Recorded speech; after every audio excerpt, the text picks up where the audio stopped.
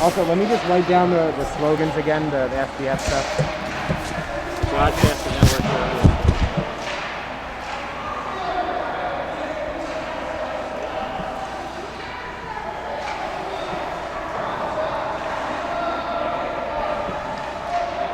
All right. Are you guys ready to say something? Say something. Test. Here. That's fine. Yeah. Just talk normal. Just talk. Say something, talk normal. Check. 1, 2. Check. 3, 2. And then did you hit record? All right. Then go to the scene and make sure. Put your headphones in and make sure that you can hear it.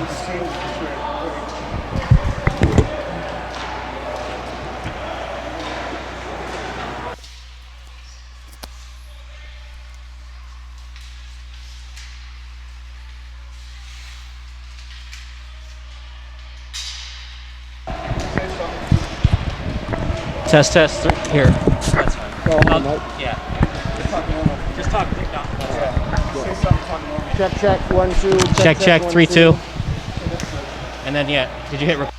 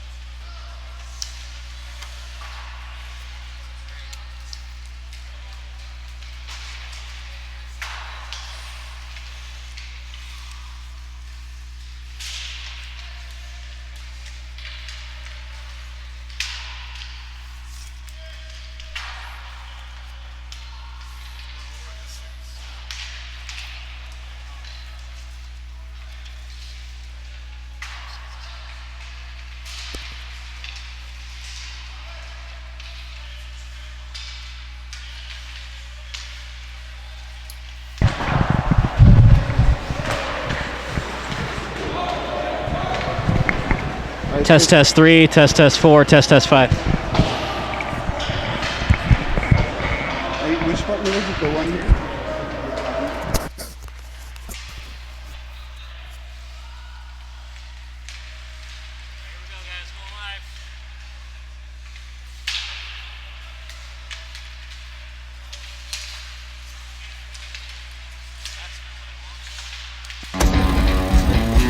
Fit Body Boot Camp is the fastest growing and most popular 30-minute fat-burning workout on the planet. As a business model, Fit Body Boot Camp makes it easy and profitable to own a local small business that's built to maximize profits, generate recurring monthly revenue. Check. 3, 2. Requires a staff of 3 to 4 And then people. did you hit test 3, test 4, test 5. And everyone. I was able to open another one and another one faster and faster. You're always going to be supported, whether it's through the HQ or through another owner. After 9 months of opening, we paid back the initial investment and made $40,000 in 1 month. Twice listed by Entrepreneur Magazine as one of the fastest growing franchises in the world, Fit Body Boot Camp is now expanding into your area with franchising opportunities. Click to learn more. All right, Josh, can you do me a favor? I want you to be wearing blue and orange. I mean, they usually have like a logo by their locker. And get me either Bayes or Gavin Driscoll. Downstairs. Oh, yeah. Just bring them up here? Yeah.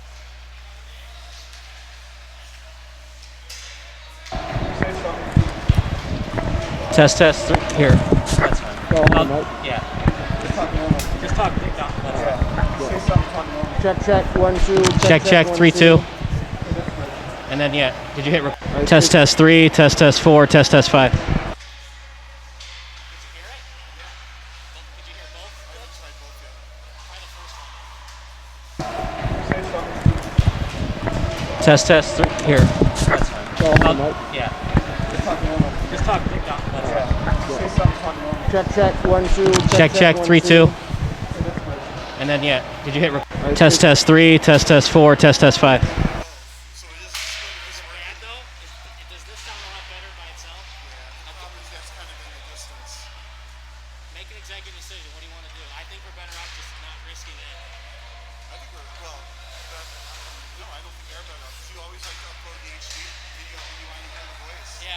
not going to be directly in his mouth, though. I think, but if you're plugged in, that's a headset, and it would be. Yeah, but he can't hear me as well if I put the headset on. You're still pretty loud. I think I'll hear you. I mean, if I'm the executive, I'd say put a splitter on your other. If you're not plugged this HD, you're not going to hear it at all. It will, because it's going to pick up this. Not loud. Yeah, but you'll be loud. You'll be quiet. I mean, I'm going to put it, I don't know. Well, it's not my call, though. I think I would split it. But I see your point, though, because if it doesn't work, you don't get anything in OBS. And that's the problem. And I forgot to mute his mic. Shit. Hi, my name is Benjamin Jones, owner of 8 Arizona Fit Body Boot Camps. And my story, my background, when I was young, I was overweight. Fast forward, got my first personal training certification out of high school and joined the Army. You know, being in a combat zone, I saw the impact that we were making. And that was when I first started thinking about wanting to own my own business. And in June of 2014, opened up the very first Fit Body Boot Camp, did our grand opening, had about 55 people. Now we have upwards of 1,500 clients. Since then, we've impacted thousands of people's lives. We've helped our clients lose over 30,000 pounds. We've donated over $100,000 to charity. When you have the freedoms and being able to do things that you were never able previously to do, and each and every day when you wake up and you're able to live your passion, that's one of the few things that most people in this life will never get, is being able to find fulfillment in their work and find that calling in the thing that they're able to do. So if you're looking to join a Fit Body Boot Camp, I'll tell you this, it will be one of the best things you've ever done in your life.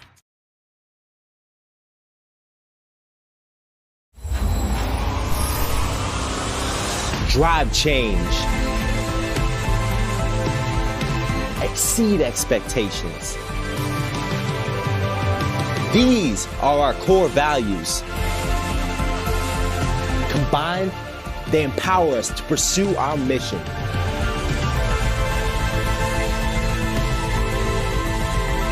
What is our mission? Why do we keep pushing? What will we be remembered for?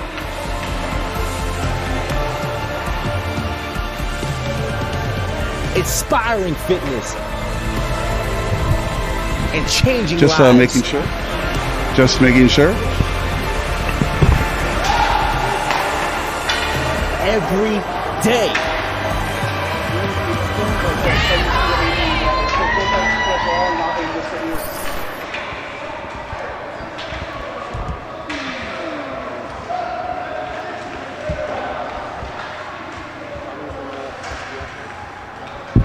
You're not doing pregame. I am. You're not doing pregame. I am. You look like you're like a police station or something. There's a big white wall behind you. So you have some numbers right there. But looking good. Jake, can I just spell your last name?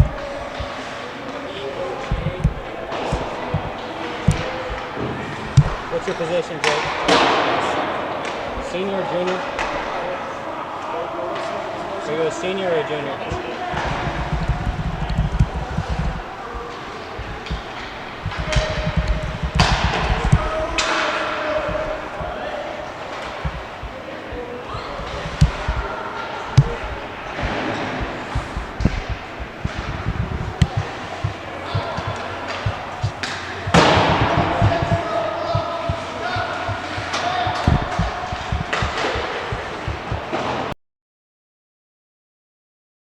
We've become a brand here locally that is so much more than just a gym. People know that we are special and unique. And when they walk through the doors, that they see that this is unlike anything else out there. When we have our big transformation challenges and we do our award ceremonies, and seeing the people that come up at the end and just say, I've been a client for a year, this has changed my life. Thank you for what you do. Thank you for opening these locations. It's like, I would not be where I am if it wasn't for you and your team. And to me, I think that there is nothing more rewarding in life than hearing that. So if you're thinking about joining the Fit Body Boot Camp team, I'll tell you this, it's gonna be one of the most rewarding things you'll ever do in your life. In so many ways, it's gonna come through hard work, it'll come through the adversity, and it'll come ultimately when you have those clients telling you thank you. You changed my life.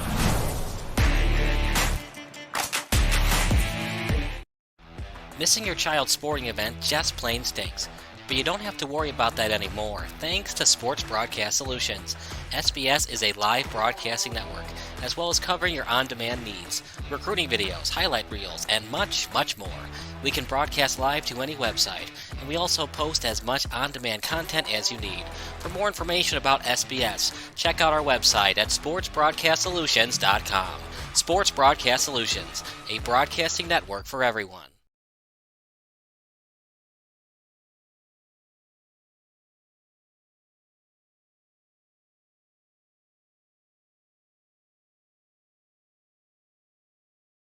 Design isn't just for designers. It's for everyone. Canva is the free tool that makes designing anything easy. Canva has all my content creation needs covered. It's flexible, fun to use, and free. With thousands of easy-to-use and professionally made templates, Canva helps you create, customize, and share your designs, all in a few clicks. The presentations we design with Canva always impress our clients. Plus, anyone on our team can make them. Start designing for free at canva.com. Missing your child's sporting event just plain stinks. But you don't have to worry about that anymore, thanks to Sports Broadcast Solutions. SBS is a live broadcasting network, as well as covering your on-demand needs, recruiting videos, highlight reels, and much, much more. We can broadcast live to any website, and we also post as much on-demand content as you need. For more information about SBS, check out our website at sportsbroadcastsolutions.com. Sports Broadcast Solutions, a broadcasting network for everyone. Hey, we're going. No. Wrong one.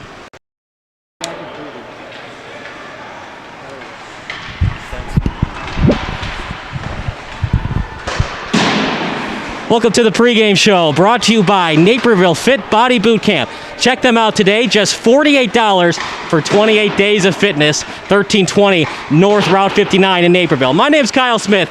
But for everybody who's seen Sports Broadcast Solutions in the past, my name's Kyle. My name doesn't matter. This guy matters. Jake Bayes, who had a breakaway goal to win 2-0 on Sunday against Maine. Beautiful breakaway goal that you had, Jake. What were you thinking going into that 1-0?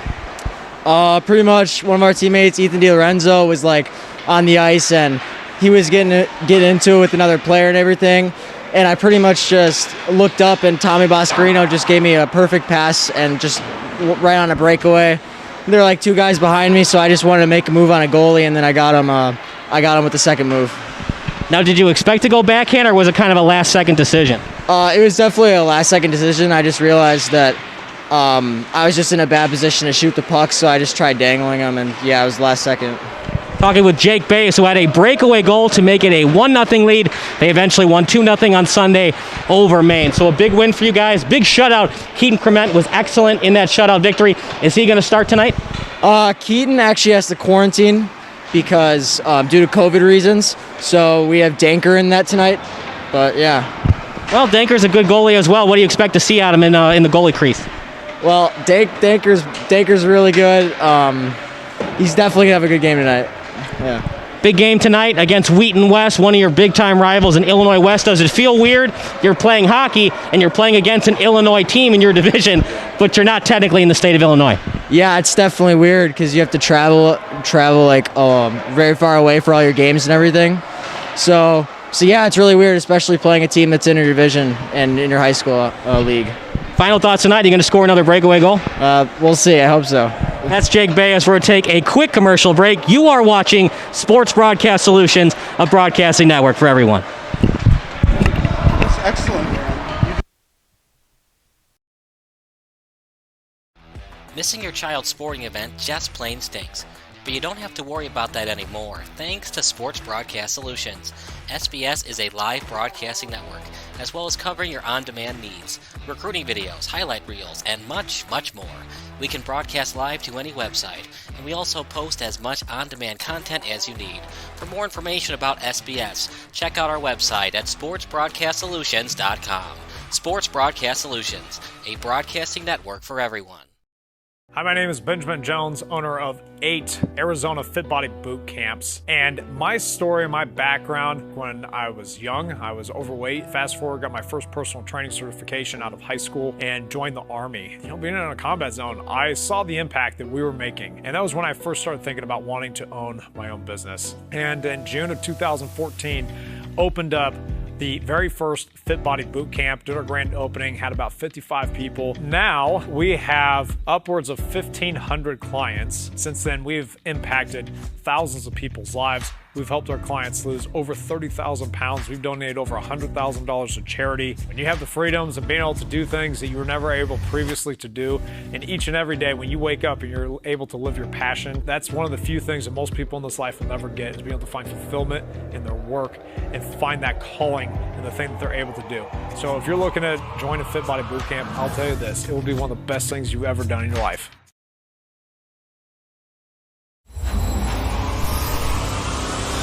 Drive change. Exceed expectations. These are our core values. Combined, they empower us to pursue our mission.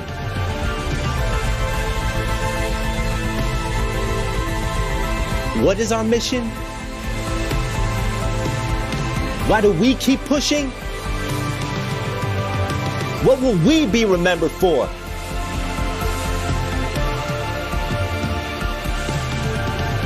Inspiring fitness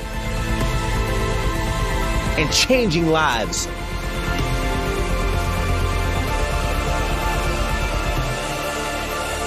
Every day.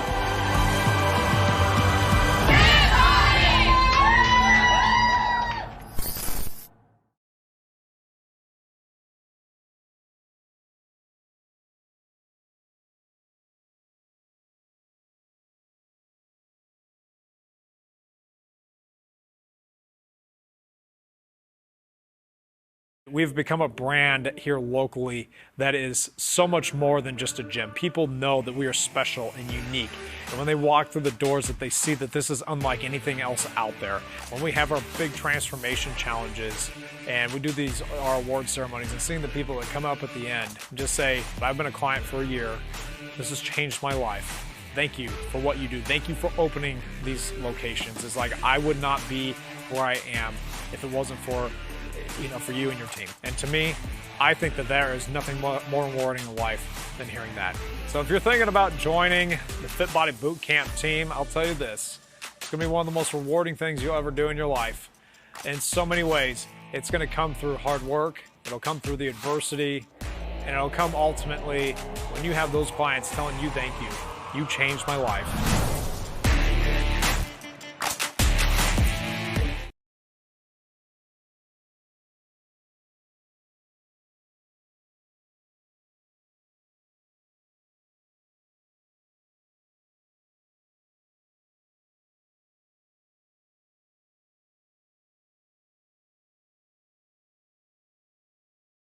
Michael Foundational Instruments to youth inpatient drug rehab facilities. We have made 4 major donations to date. Please help us if you can.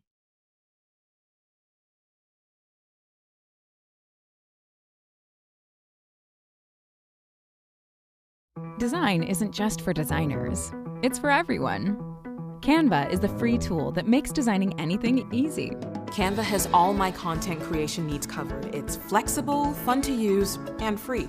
With thousands of easy-to-use and professionally made templates, Canva helps you create, customize, and share your designs all in a few clicks. The presentations we design with Canva always impress our clients. Plus, anyone on our team can make them. Start designing for free at canva.com.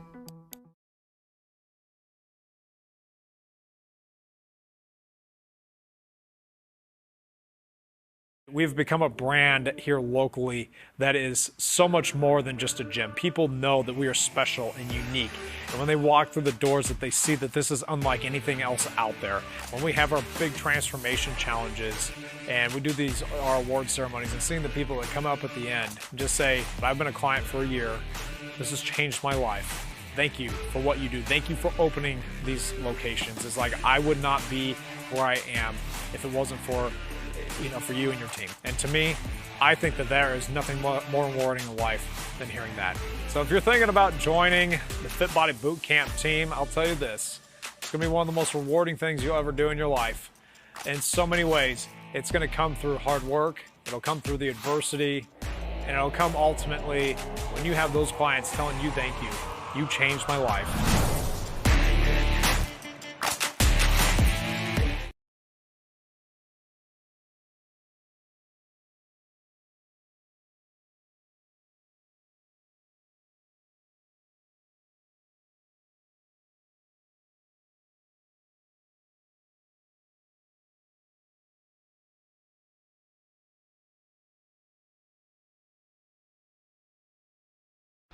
Missing your child's sporting event just plain stinks.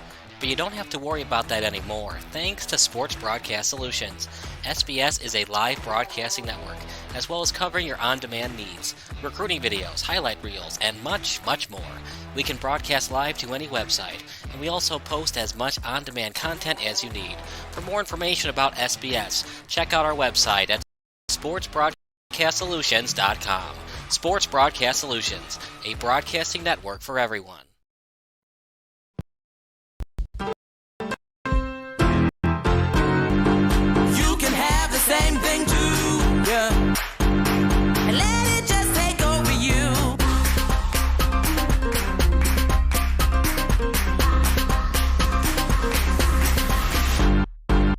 So good, how good, so good.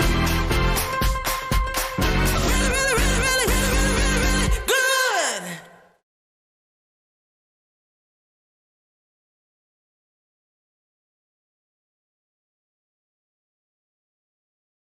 Here we go.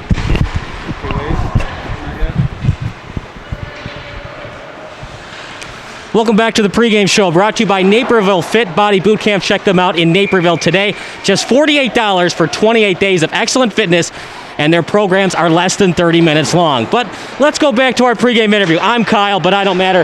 This guy matters. John Lilly, senior defenseman with Wheaton West, as they're about to take on Naperville North in a classic Illinois West Division battle. John, you're a senior.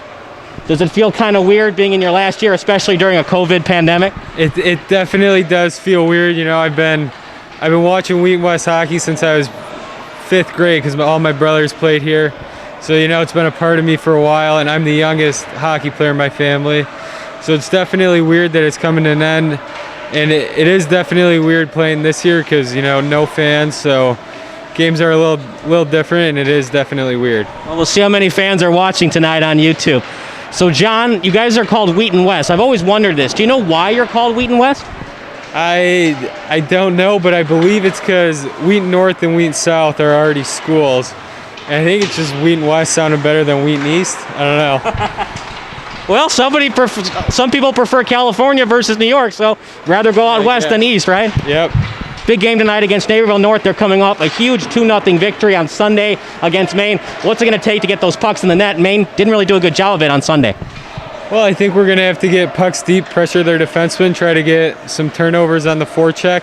And we're a pretty fast team, so we're going to have to use our speed through the neutral zone. What have you been working on your slap shot? Obviously, a slap shot so important to being a defenseman in the year 2020. Yeah, slap shot's definitely important, and more important to get the puck through. So if it gets blocked by the top forward, it doesn't matter how hard it is. As long as I get the puck through, get it to the net, let the forwards work, try to get a rebound goal. Who's in net for you guys tonight? We are splitting goalies, Mulhern and Wardell. And obviously you're not going to tell me when they're going to be inserted to kind of keep Naperville North on their toes? I got no idea. Final thoughts about the game tonight against Naperville North? Well, we're excited to play. We haven't played a real game in a while. You know, we've been just playing each other, so it's going to be good to play against another real team. Absolutely. John, thank you so much. We're going to take another break. Coming up next, the pregame show, our picks to click with our play-by-play announcer, Josh Sperber. You're watching Sports Broadcast Solutions, a broadcasting network for everyone. Great job. Good luck. Missing your child's sporting event just plain stinks.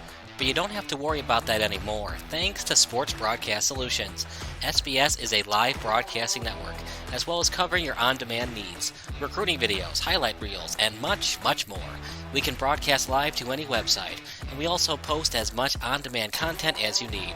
For more information about SBS, check out our website at sportsbroadcastsolutions.com. Sports Broadcast Solutions, a broadcasting network for everyone.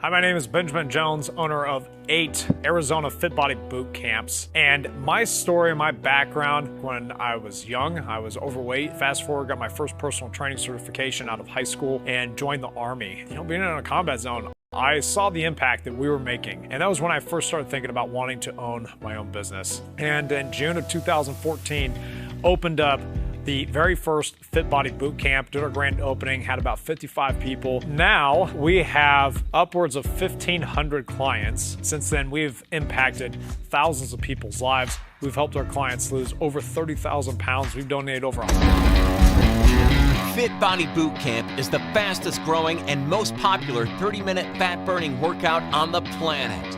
As a business model, Fit Body Boot Camp makes it easy and profitable to own a local small business that's built to maximize profits, generate recurring monthly revenue, and it only requires a staff of 3 to 4 people to keep the entire business running. This program is for anyone and everyone. I was able to open another one and another one faster and faster. You're always going to be supported, whether it's through the HQ or through another owner. After 9 months of opening, we paid back the initial investment and made $40,000 in 1 month. Twice listed by Entrepreneur Magazine as one of the fastest growing franchises in the world, Fit Body Boot Camp is now expanding into your area with franchising opportunities. Click to learn more.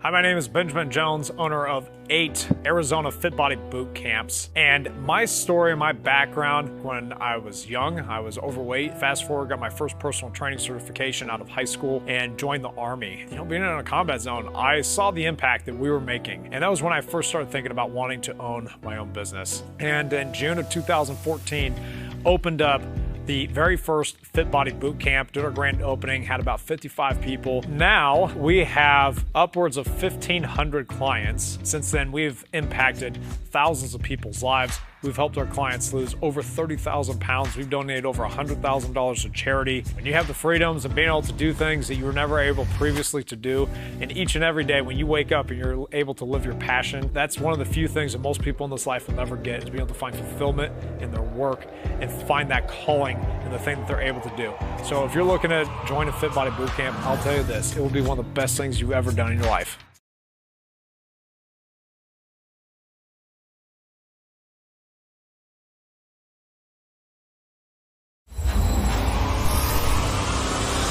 Drive change. Exceed expectations. These are our core values. Combined, they empower us to pursue our mission.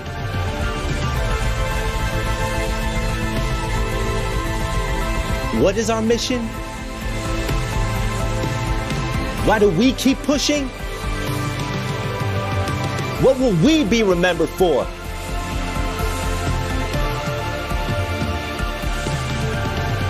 Inspiring fitness and changing lives.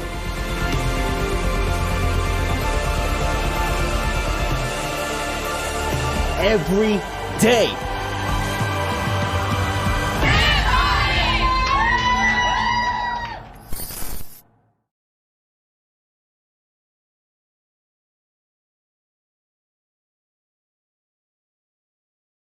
We've become a brand here locally that is so much more than just a gym. People know that we are special and unique.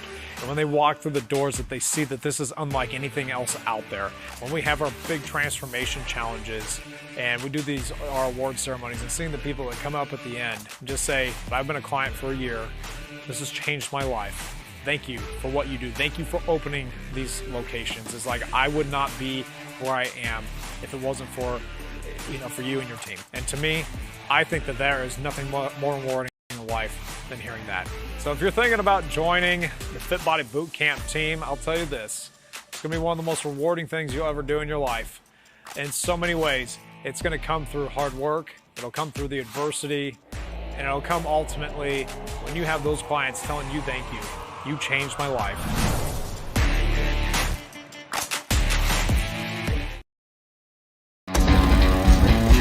Fit Body Boot Camp is the fastest growing and most popular 30-minute fat-burning workout on the planet.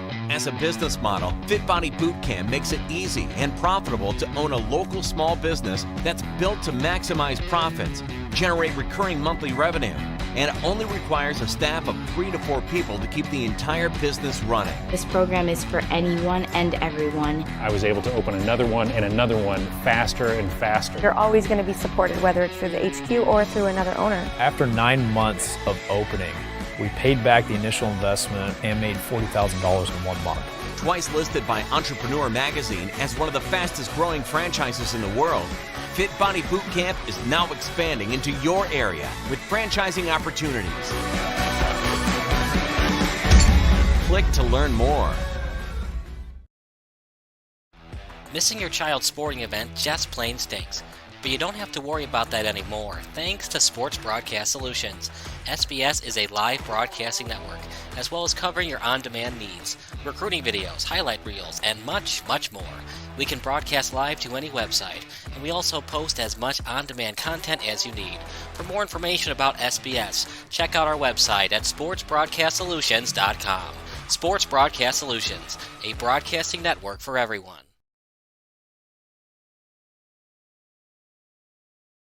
The Jeffrey Michael Deline Memorial Foundation donates musical instruments and art supplies to youth inpatient drug rehab facilities. We have made 4 major donations to date. Please help us if you can.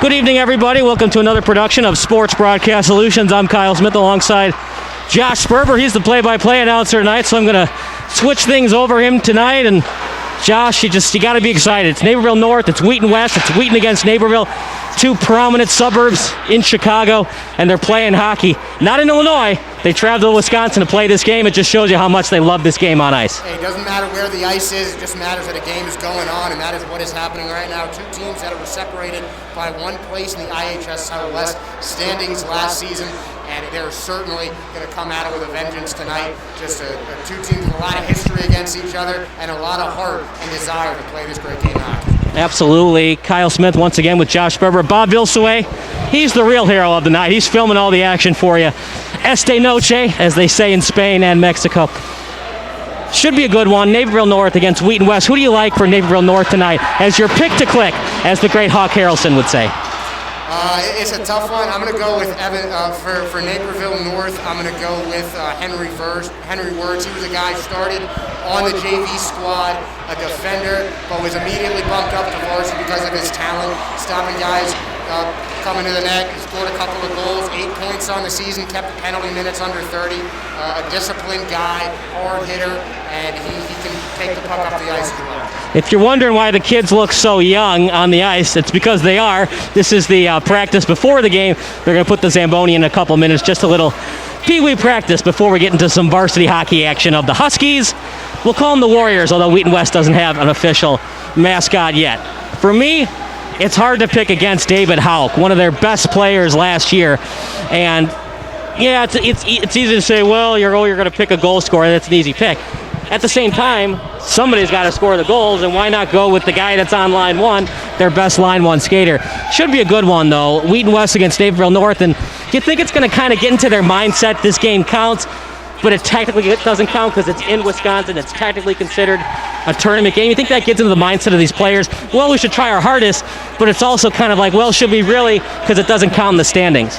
No, I think it's just going to be a tough game of hockey on the ice. It might not officially count in the standings just yet. They aren't working on that, but these are two teams that played each other really tight last year. 3 games, all could have gone either way. The biggest victory was a Wheaton West 5-3 win over Naperville North. So these are teams that, again, they know each other well. They play each other tough.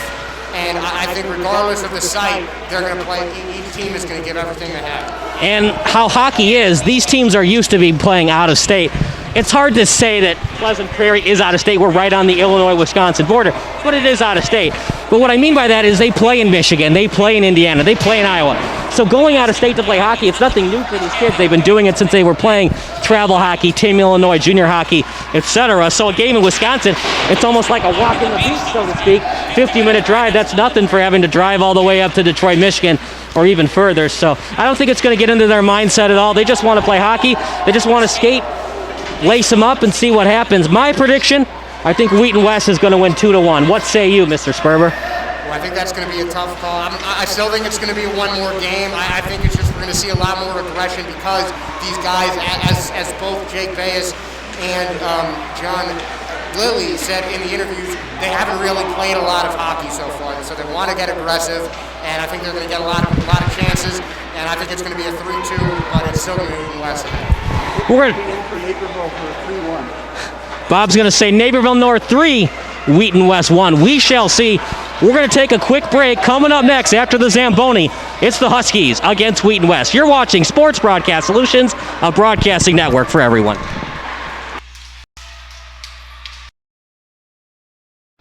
Missing your child's sporting event just plain stinks. But you don't have to worry about that anymore, thanks to Sports Broadcast Solutions. SBS is a live broadcasting network, as well as covering your on-demand needs, recruiting videos, highlight reels, and much, much more. We can broadcast live to any website, and we also post as much on-demand content as you need. For more information about SBS, check out our website at sportsbroadcastsolutions.com. Sports Broadcast Solutions, a broadcasting network for everyone.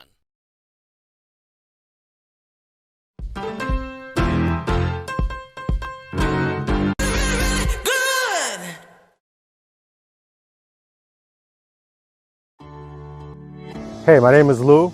Just had Just Crush Sports film a highlight reel for my son's basketball team. They did an amazing job. The HD quality was great. Looking forward to working with them again. My name's T, and I just had a shoot with Just Crush Sports. The slow motion and music quality that they had, catching my dance team's movements and the lighting with the costumes, it was amazing and awesome to see. Definitely can't wait for the next shoot with them. The camera work was very professional, and they produced a very high quality video. Rewatching the reels live was really incredible. The HD quality was amazing. The music and the HD definition really made the video just incredible, and I'm so excited to work with them in the future.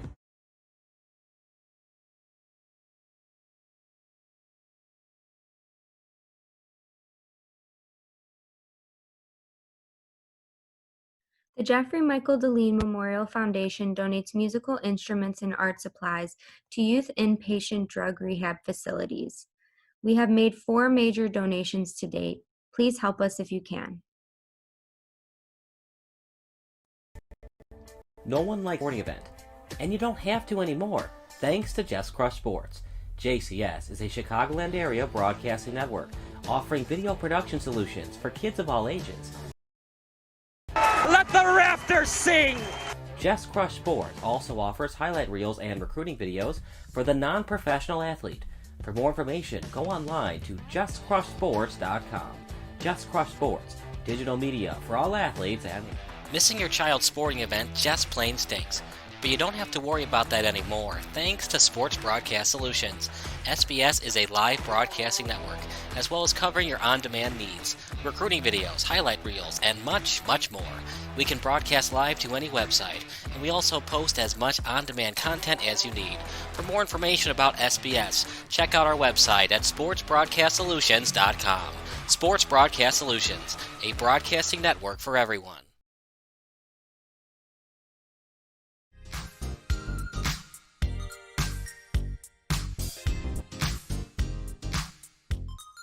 Welcome to the pregame show brought to you by Activation Fitness. My name's Kyle Smith, but my interview with Danny Mulcair. Coming up next is Nate Hayes with the White Team. You're watching the pregame show brought to you by Activation Fitness. To the pregame show brought to you by Activation Fitness. Kyle Smith once again. Now we're with the Appreciate it. That's Steve, head coach for Roosevelt Lakers. Continuing on the pregame show brought to you by Activation Fitness with my color commentator, Joe Aiello. Welcome to the pregame show brought to you by Activation Fitness. My name is Kyle Smith alongside Good afternoon, everyone. Welcome to the Arlington Toyota pregame. I'm Joe Aiello, and alongside Kyle Hayes. Kyle, talk a little bit more about full court press and how it might differ a little bit from the 4th grade level to the 5th grade level. You're watching the pregame show brought to you by HTML Global, Just Crush Sports, digital media for all athletes and ages. Welcome, everyone, to the postgame, Just Crush Sports. I'm Joe Aiello. We're here with the Arlington Toyota player of the game. It's Charlie Bodak. You did a little everything. You hit. Game show brought to you by HTML Global. I'm with the Arlington Toyota player of the game, Andrew Jimenez. That's Andrew Jimenez from South Elgin, Illinois. That concludes our post-game show brought to you by HTML Global. For Joe Aiello and Carlos, I'm Kyle Smith. Signing off, Just Crush Sports, digital media for all athletes and ages.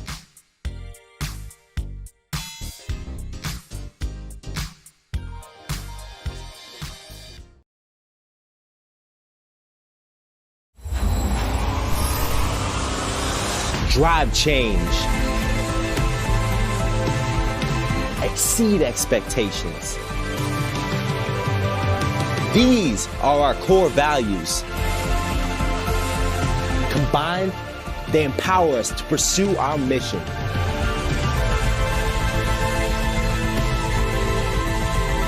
What is our mission? Why do we keep pushing? What will we be remembered for?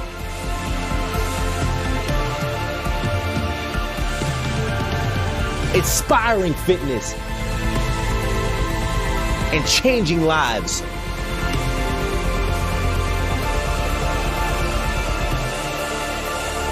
Every day.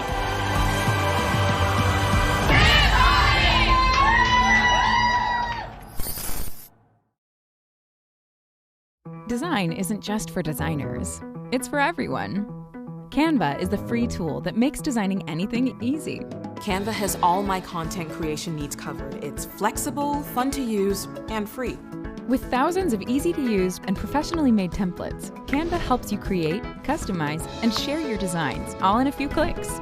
The presentations we design with Canva always impress our clients. Plus, anyone on our team can make them. Start designing for free at canva.com.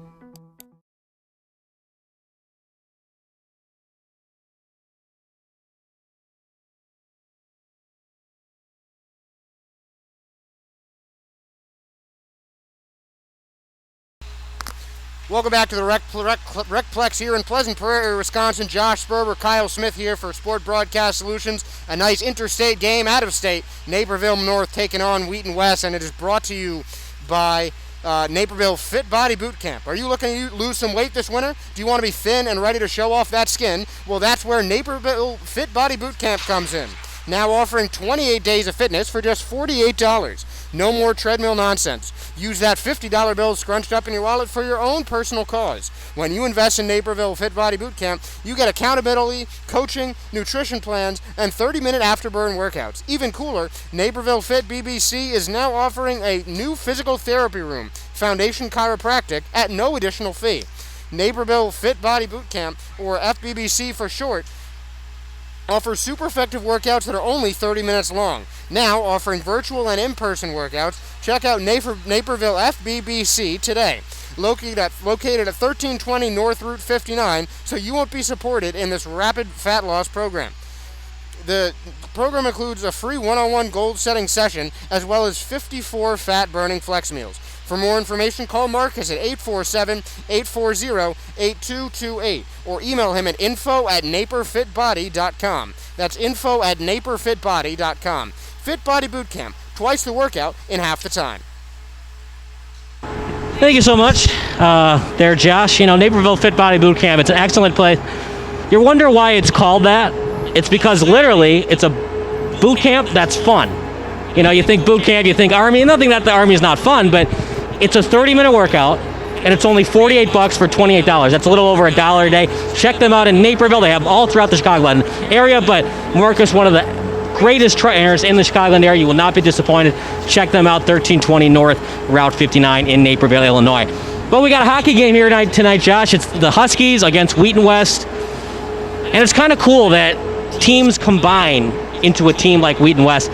It's hard to pay for hockey, and sometimes it's hard to find 15, 20, 25 players from the same school like Wheaton Warrenville South. So they have Wheaton Warrenville South, and they have Wheaton North, and they have West Chicago and St. Francis all combined into one high school. It's pretty cool. And then you have Naperville North, a historic hockey program that's been around a while. So we talked a lot about our picks to click. You think it's going to be tough for these goalies to come in cold? It's an exhibition game technically, so we're going to see multiple goalies probably for both teams. Well, we're on the ice, so it's always going to be cold. But I think the goalies know how to handle it. It's for them, when you get in the net, it's just a matter of finding the puck and track it into your glove, track it on your pads. It sounds a lot easier than it is, but I don't think it matters how much warm-up time they have. I think the adrenaline, just that extra energy of just being on the ice during a difficult time such as this pandemic is going to be enough motivation for these keepers to play as best as they can. Absolutely, Josh, and we'll see what happens if Naperville North. Now, I actually remember because we talked to Bayes, they cannot use Crement tonight because he is on quarantine. Hopefully he doesn't have COVID. If he does have COVID, we wish all the condolences to his family and hope that he is nice and healthy right now. So he's in quarantine, so Denker's going to play for the Huskies. Like I said, I hope that all is well with Crement and his health. Now for Wheaton West, they're going to use both of their netminders tonight. And it's interesting, I've seen that before. We did a BGHW D211 Chiefs game, and even though the score was 1-0, they put Andrew Young in. He only gave up one goal. It's always hard coming off the bench, but that was a 1-1 tie. So it's a different arena right now, playing hockey in this pandemic, not getting a lot of practice time. Every other day it's getting canceled due to COVID cases. So we'll see what happens tonight, if the players look fresh or if we're going to see a little bit of sloppy play. Do you think it's going to take them a couple of minutes to get into their rhythm, Josh? Or do you think because they've been playing hockey since they were 5 years old, something as little as COVID, of course it's an oxymoron, but something as little as COVID, so to speak, is not going to affect them? I think the energy is going to be there all game, but I think it is definitely going to take some time for them to get their legs under them, because the fact is, at this point in the year, they've usually played a lot more hockey than they have right now. They just haven't had the same amount of game experience in 2020 that they normally would have, so it might take a bit to get their legs under them, but you best believe that it's going to be one heck of a game once everyone's fresh. Final thoughts before we see those players enter the ice after the Zamboni's done? Well, other than the fact that I'm just here for the Zamboni, I'm just excited to call some hockey. It's going to be a great game, and I'm excited to see it all get started. Absolutely. Well, the Zamboni's almost done. We'll take another 2-3 minute break. We'll be back after that. You're watching Sports Broadcast Solutions, a broadcasting network for everyone.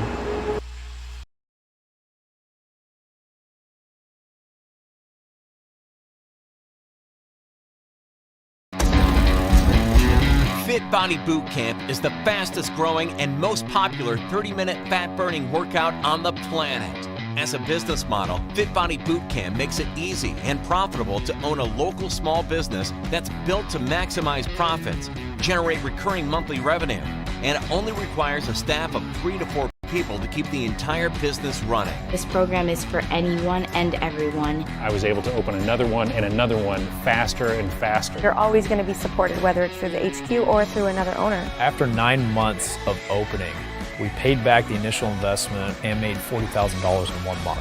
Twice listed by Entrepreneur Magazine as one of the fastest growing franchises in the world, Fit Body Boot Camp is now expanding into your area with franchising opportunities. Click to learn more.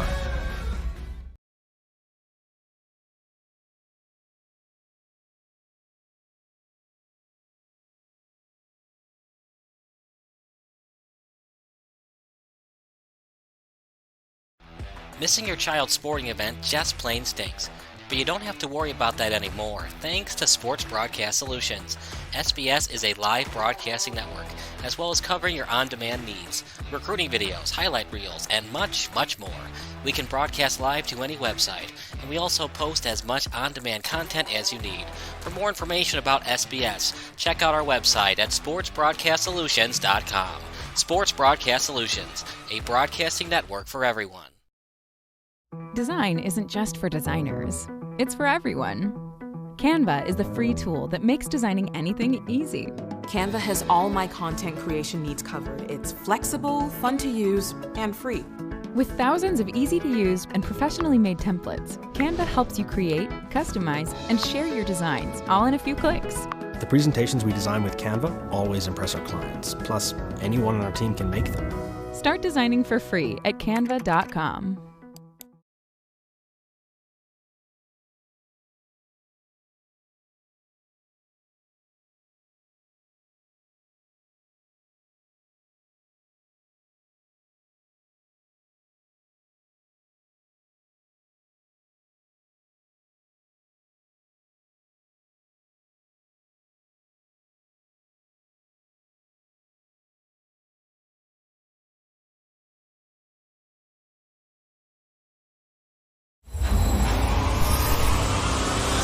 Drive change.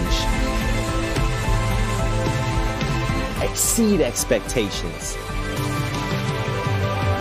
These are our core values. Combined, they empower us to pursue our mission.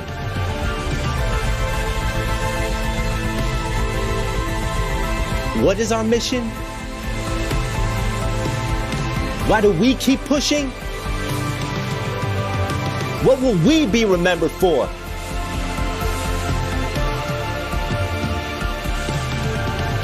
Inspiring fitness and changing lives.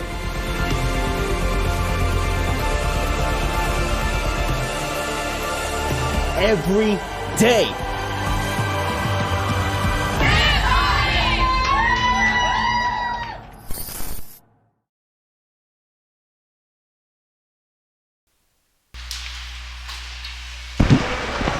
Good evening, everybody. Welcome to the Recplex in Pleasant Prairie, Wisconsin. Kyle Smith with Josh Sperber calling the action for you tonight.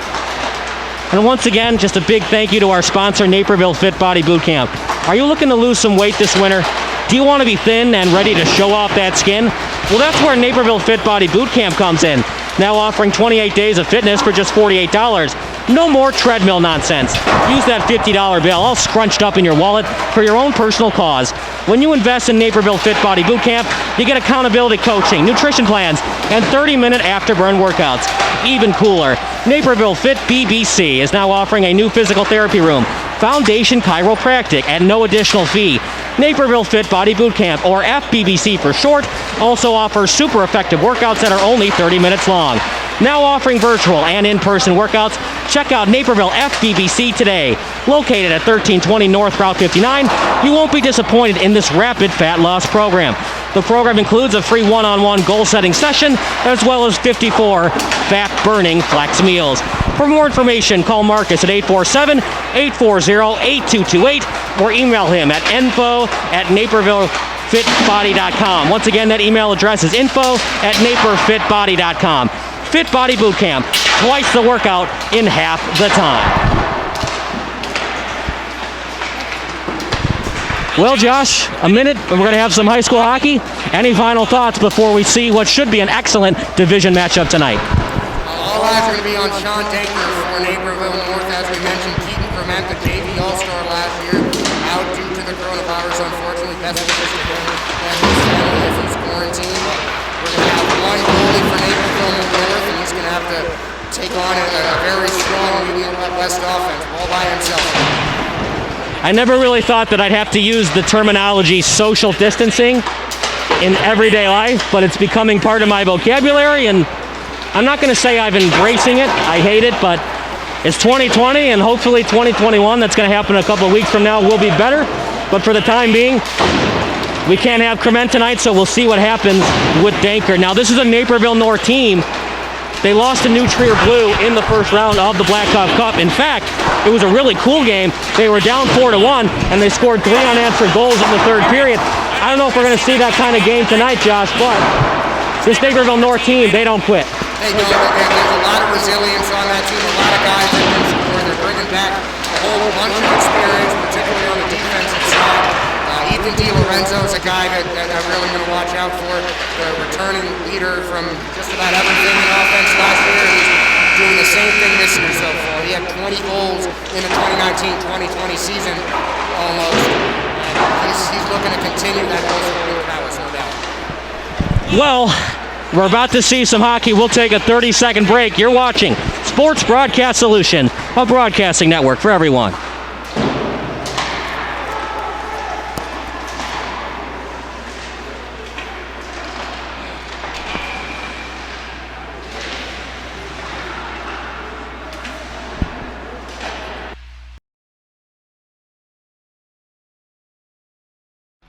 Missing your child's sporting event just plain stinks. But you don't have to worry about that anymore, thanks to Sports Broadcast Solutions. SBS is a live broadcasting network, as well as covering your on-demand needs, recruiting videos, highlight reels, and much, much more. We can broadcast live to any website, and we also post as much on-demand content as you need. For more information about SBS, check out our website at sportsbroadcastsolutions.com. Sports Broadcast Solutions, a broadcasting network for everyone.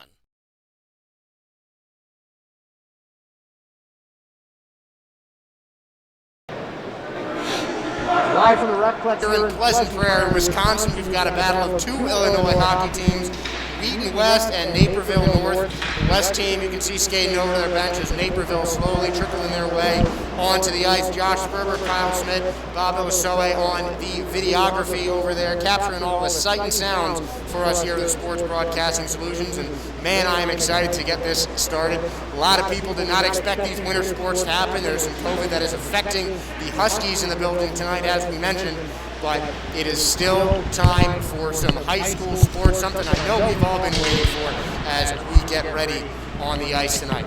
And the only thing we're sure about in terms of starting lineups right now is that Sean Denker is minding the net for the Naperville North Huskies. Other than that, there are a lot of guys with a lot of experience at the varsity and JV level that can make an impact in and out of the starting lines.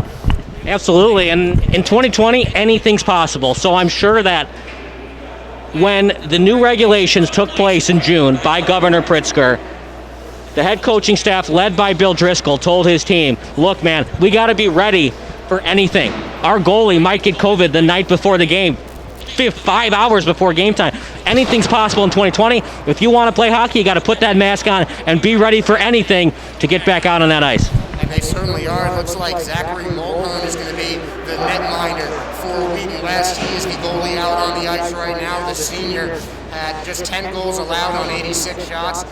Goal allowed average of exactly 2 and saved just shy of 90% of his shots. Starting lineups out now for both teams as the face-off and the puck is dropped and high school hockey is going on again. Naperville North controlling in the back of their own ice. Numbers I'm seeing on my sheet here, but Zuspan and Meyer up on the front of the ice, checking the puck going around the boards. Frank Core back on defense for Naperville. That one's cleared behind by Wheaton West. And it's going to be called back for an icing face-off on the left-hand side. Yeah, that was definitely an exciting 25 seconds of hockey. We didn't see many shots on net, but a really quick forecheck, and that's why they call hockey the fastest game on earth. It is hard to even see who is out on the ice. Quick skating and a blur from both teams, really, as we have the face-off going on the right side, going and then a shot quickly behind the net. Now back in the corner defending is number 15 for Wheaton West. Puck going behind the net again. And a check, might have been a tripping down. No call by the referee, puck in the right corner. Zuspan waiting back on it. Wheaton West takes the puck upfield, flip up to the keeper, and Denker stops it with his glove. Now behind the net again, Wheaton West. Denker pokes it out with the stick.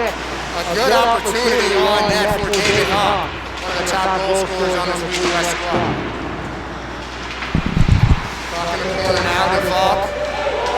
got him back on it. Now Lily, in a pregame interview, flicks it ahead, going behind the net. Frank Core giving chase, he's going to take it. Feeney. Now it's up ahead to Naperville North. Bayes going to take it up. Lily takes it away, flips it back over to the Naperville North side as lines change for both teams. Now Chris Goff. Yeah, there's Goff. He gave him efficient minutes on Sunday night. Doesn't have the best shot in the world, but he knows where to go on the ice. And that puck was dangerous in the middle, but nothing doing. Now Rapp taking it up, defended by 3 Huskies there. Good defense, and the whistle is blown. Looks like we're going to have a penalty on number 6, Jake Delaney. Or check that. That is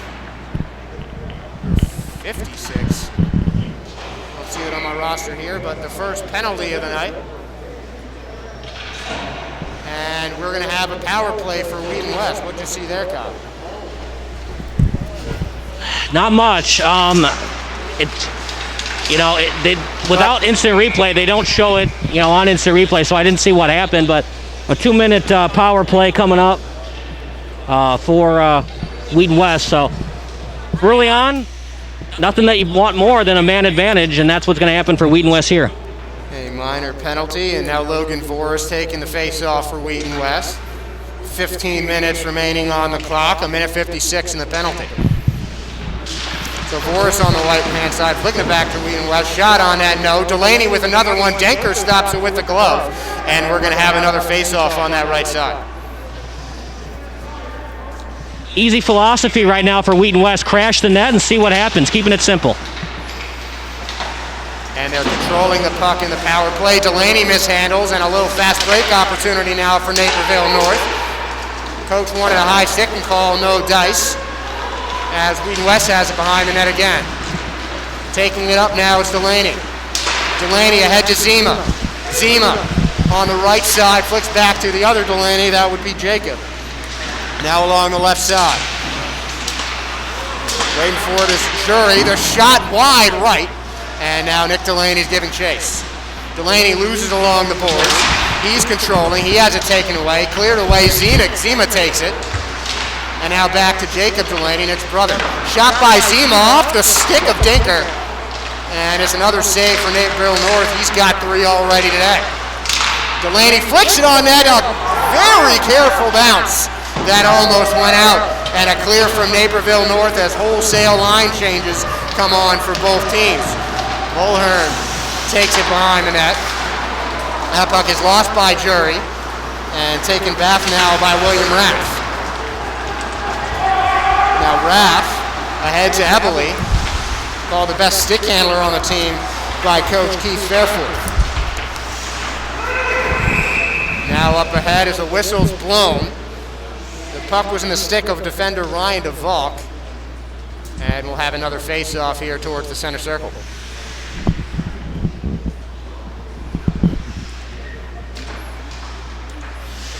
No one else going in the box. 28 seconds left on the penalty. Just under 14 minutes remaining in this first period. Shot on that is easily blocked by DeValk. And that one's going down the right-hand side. Naperville North, Goff's defending for it. Here comes Rath. Goff with a nice poke check to get that puck away. And down fighting on the right side. And it's going to be John Lilly coming up with it. High check. Shot on that, no good. That one went wide off the boards. Mulhorn's calling for his team's attention. Mayer giving chase for Wheaton West as the puck in the stick of Naperville North, and Mayer with a nice check on the board. Wheaton West has it again. Poked away, it's DeValk. One on about 4, so he's going to take it behind the net. Losing control. A couple of nice checks there by the Huskies. Bayes looking for it. Through the legs pass thwarted by a couple of Husky defenders as a battle's going on in the left corner. Coming out with this, and a shot, no good. That would be Hawk, the shooter. And now it's up top. Shot wide again, this time it was DeValk. And fighting for in the left corner, he can out to Eldersveld. And number 11 now, David Hauk has it. He's behind the net. Yeah, that 11, that's David Hauk. And he's one of their best players on the ice. Watch out for him and Ryan DeVolk at all times. Hauk, the pass towards the middle, taken away, shot stopped by Danker again. Great positioning by the keeper to keep that close opportunity out of the net. Ooh, and a big check by Hauk. The referee doesn't like it though. No, that's a new rule, Josh. Now, you're not in Illinois, so you probably don't know this, but it's a new rule by the HAI a couple of years ago. They're trying to get rid of unnecessary hits. Now, at college, that's fine, but if it's not a necessary hit, they're going to call boarding or charging every time. That time, it's a charging. And once again, a power play. This time, it's happening for Naperville North. Well, one power play already. This one was for the other side. Wheaton West couldn't convert. And now the Huskies will try and convert their first power play of the night as David Hauk sits in the box for 2 minutes. But in the NHL, Kyle, that kind of hits a crowd pleaser, but I like them not encouraging those huge into-the-bench hits like we just saw tonight. Yeah, just not a necessary hit at this level, and it looked like he tried to push him into the boards instead of finishing the check. Certainly did. Now Zuspan passing it behind, and that shot stopped off the stick of Mulhern and into his glove, and we will have a face-off on the right-hand side. Couple of changes, some guys coming on now. It's going to be Jacob Delaney and Charlie Jury coming on for Wheaton West. Eldersfeld on the face-off with Zuspan. Zuspan wins it, and the power play continues. Slap shot wide off the boards, deflecting above the glass. For all the kids that are watching at home, that was simple hockey. One pass to the point, one timer. Sometimes you just got to keep it that simple. Is it easier to get blocked because it's very easy to read? Sure. But if you try to make it too complicated, you're not going to get enough shots on your power play. That time they win the faceoff, get it to your point man. One timer, that time just didn't get on net. Like the Capitals do with Ovechkin, they just leave the point man right on that left side, cranking that at the net. Zuspan wins the faceoff again. Pass around the top, little flick off the post from Hope. And Huskies control it on the rebound behind the net. Back out to the other Zuspan. This one's going to be Tyler. Trying to get it to Hope, and it was well read by Wheaton West. And a shot wide again. Mulhern might have got a pad on it. Now it's behind the net. As Huskies try to control it. Pass towards the middle, no one there. And Lombardi pass along the board. Zuspan behind the net. Zuspan gets it to his brother. Now it's Zach Zuspan controlling it.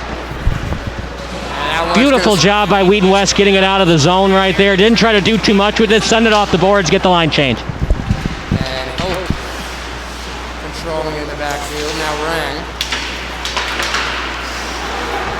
And a breakaway now for Wheaton West. They're shorthanded, but great defense. Keeps that one away. That is Ethan DiLorenzo, the big forward, and the shot going into the front of the net, no good. Decent pass, though. Stay on the attack. Just because you're shorthanded doesn't mean you can't score. Wheaton West with 15 seconds left on this penalty kill, with about 10 minutes remaining in this first period, staying aggressive despite having fewer numbers. DiLorenzo speeding down the left side, wrist shot, pad save. Great stop by Mulhern. And the penalty is killed. Hauk immediately heads for the bench. And now DeVolk is going to bring it up. And a nice body check there from the Huskies. Oh, look at that hit. If you're wondering why he's the captain, that one might tell it for you. And DiLorenzo's got a breakaway. The shot, great open save. And Mulhern diving again, going full butterfly to knock that one away. The net coming off of its handles, and we got another face-off. A lot of things happening there. Ethan DiLorenzo for a split second had a breakaway, then got the shot on net, then the rebound chance, then the goalie accidentally knocks off the net, and then a late hit, but it was definitely still with the puck near the guy, so it was definitely not a penalty against either team. And no penalty called is worth a 9.5-minute mark in this first period, still no score. And Mulhern with another huge save as DiLorenzo stumbled just a bit on that, but it was enough. And the shot goes in, the whistle was blown. So the shot does not count. That was Boscarino, much to the delight of some of the fans here. his little slap shot into the bottom corner of the net did not count. I don't agree with that call. That early on the face-off, if the play had developed, you could make the argument for it, but 2 seconds after the face-off, I disagree with that call. And some of the fans do out here, a limited crowd, but now a penalty, and Wheaton West on its second power play of the evening. Nick Delaney taking the face-off for Wheaton West. Now Lilly, the captain, has it down the right side. And now Voris has it up top. Numbers back for Naperville. Voris trying to take it himself. He's checked down.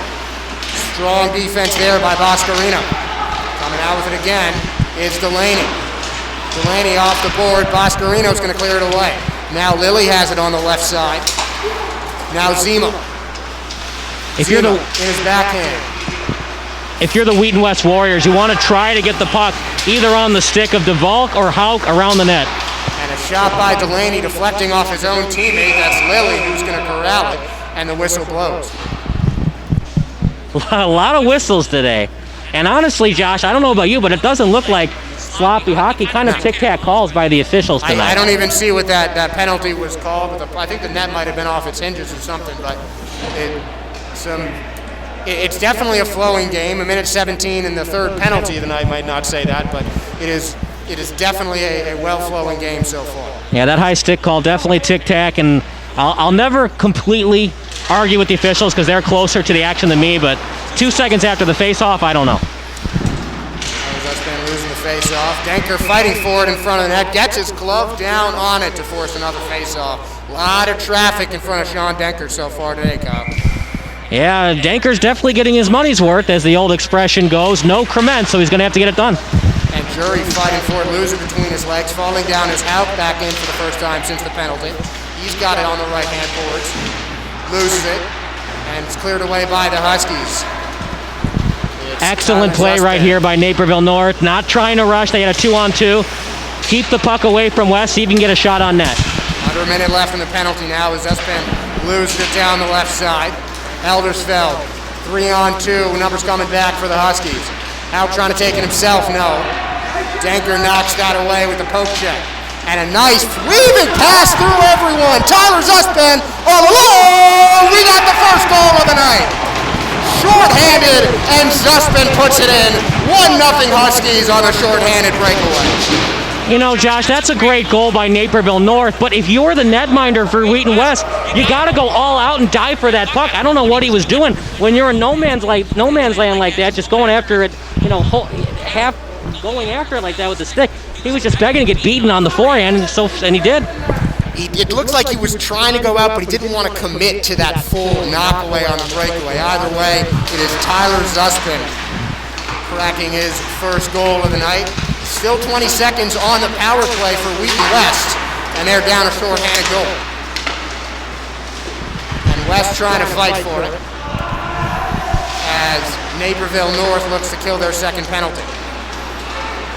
Pass towards the middle is taken away. Goff taking it up the left side. He's going to pass it ahead just to kill the final couple seconds of the penalty. It's 7.5 left in the first period where it even shrank. Almost a giveaway in the front of the net. And that one's lofted up, caught, and nothing doing for the ref there. Frank Moore controls it. DiLorenzo now, he's got a lot of speed. Now Goff on the left side. Centering pass, DiLorenzo takes a deflection shot off the glove of the netminder Mulhern. Yeah, Mulhern looking a little shaky. Probably should have been able to freeze that. There's a shot. Almost another goal for the Huskies. And another great reaction save by Mulhern there. Zach Mulhern stopping DiLorenzo, knocking that into the net behind the glass as we're under the 7-minute mark here. Exciting action. Naperville North has definitely picked up the intensity on their forecheck. And Mulhern, he's had a pretty decent game, just that one mistake.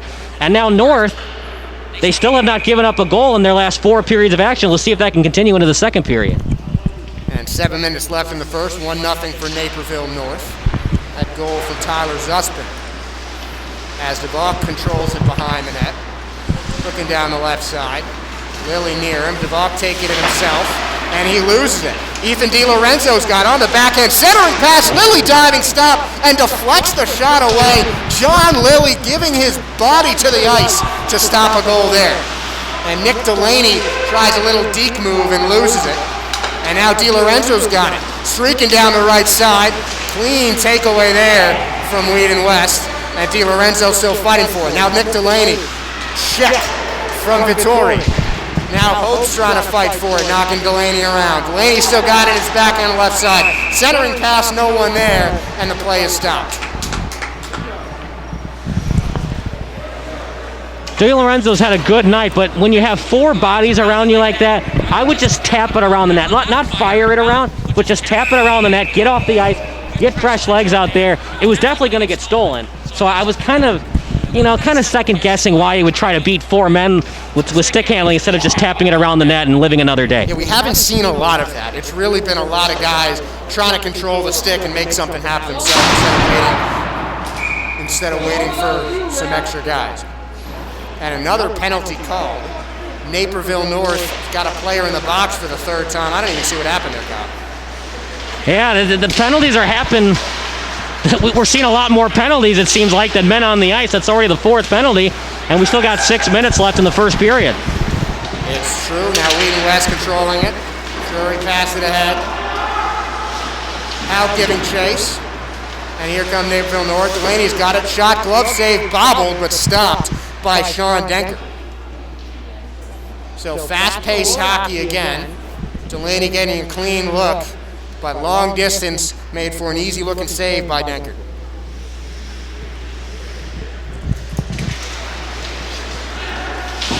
Winning the face-off is Naperville North. They're going to try and clear. Eldersveld gets it back, looking towards the middle. Instead of back pass to Jury, sticks collide on that shot attempt, and Jury's going to knock it back again.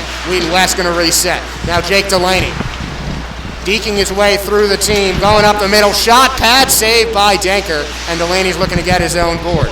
In the right corner, passing it ahead. Hauk looking for Feeney, trying to cut inside. Back to Delaney, or Eldersveld. Now Hauk, a nice pass by Eldersveld. Hauk couldn't handle it. A minute left on this penalty. 5 left in the period. Eldersveld just above the blue line, no offsides there. He's trying to control it. Lombardi with some great defense as the whistle blows, and we're going to see some line changes.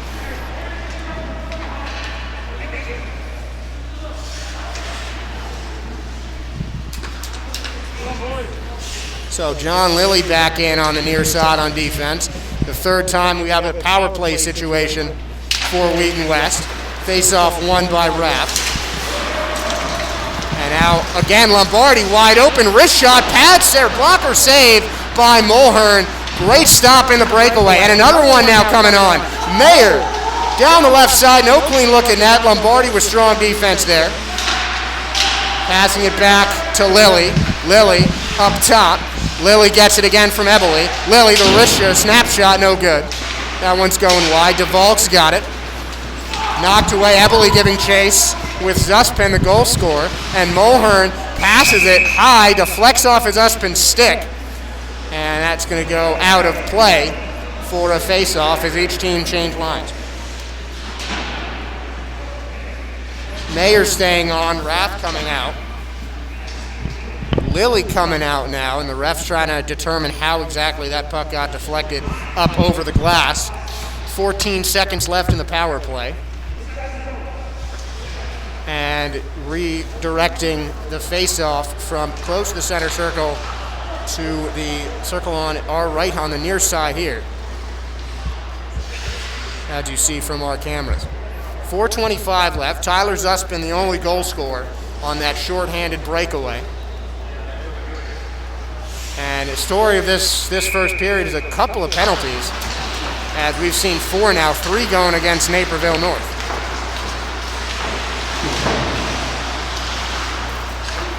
Now Raff has it, gets it to Mayer. 1-on-2, Mayer trying to take it himself, snapshot above the net. And Mulhern tapping his stick to try and communicate with his teammates. 2-on-2 now. As we're at even strength. Deep move from DiLorenzo. A nice save to the body of Mulhern. The backhand shot goes just wide. Ethan DiLorenzo has had some nifty looks on the net, but has not been able to connect thus far. Now Eberle's trying to take it himself. He can't. Strong defense by Frank Toller. Now Rath has it. Check that, it's Delaney. Delaney off the backhand shot. I think that might have deflected off a Denker. Either way, no good. Rath has it through the legs to Delaney. Delaney trying for the wraparound. No. Strong defense there from the Huskies. Zima's got it. Now it's in the near side. Zima fighting for it for Wheaton West. DiLorenzo's looking to take it himself. He's got it, and it's immediately taken away by Nick Delaney. Delaney doing the same thing. Right side block, glove save. Denker can't control it, and it's cleared away by the Huskies. That's flicked back by Troy Nail. And now the Huskies will have it with 3 minutes left in the period. Delaney tries to steal it, no. Voris ends up getting it. Pass it to the left side. Now Delaney, as we got an empty net right now, as another penalty appears to have been called. So Naperville is going to send its 5th player to the box, or its 4th player to the box, 5th penalty overall. And Eldersveld's got it on the left side, looking for the wrist shot. Centering pass, Delaney can't control it, Voris can't, and now we got another one. Wheaton West won't have time for the penalty as that ball bounced around the net a bunch of times before it was eventually tapped in by Jacob Zima. Well, Josh, Naperville North has been on the attack most of this game, but you've got to avoid the penalty box, and if West hadn't scored there, it would have been another man advantage for the Warriors anyway. So a goal for Wheaton West. Naperville North has had the momentum for most of this, but all that matters is the score, and Wheaton West ties it up. We'll see what happens late in this first period going into the second session. It's been a nice counter of possession hockey versus really transition counterattack kind of hockey that we've seen a lot more from Naperville North, and Wheaton West finally able to connect when they have certainly had the lion's share of possession here in this first period. 2.5 remaining, and the score finally tied up at 1. As we got a face-off in the center.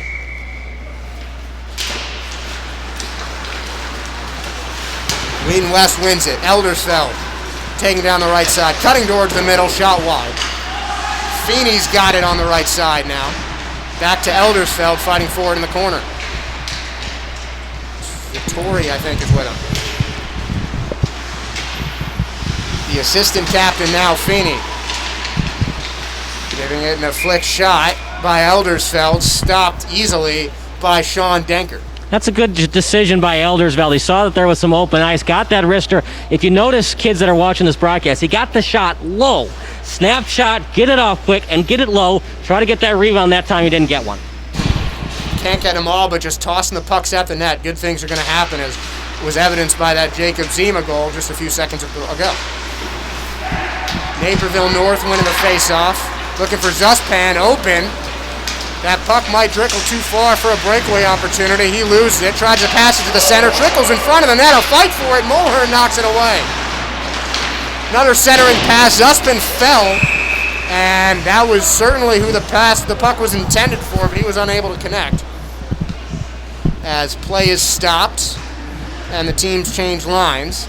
And it looks like we have a penalty on Wheaton West. This time it is going to be Charlie Jury heading to the box. And that one is a penalty we certainly saw. Yeah, absolutely. And I didn't see the call. Probably boarding, correct? I think it might have just been hooking, but I know Zuspan had the intended pass and was knocked down right in front of the net as the puck was coming to him. Mulhern out of the net to stop the ensuing face-off shot. And now Lombardi fighting for it. Huskies looking to go ahead for the second time tonight. They've got a power play opportunity. Rang's controlling it in the defensive half. 1 minute and 15 seconds left, 1.5 minutes left on the penalty.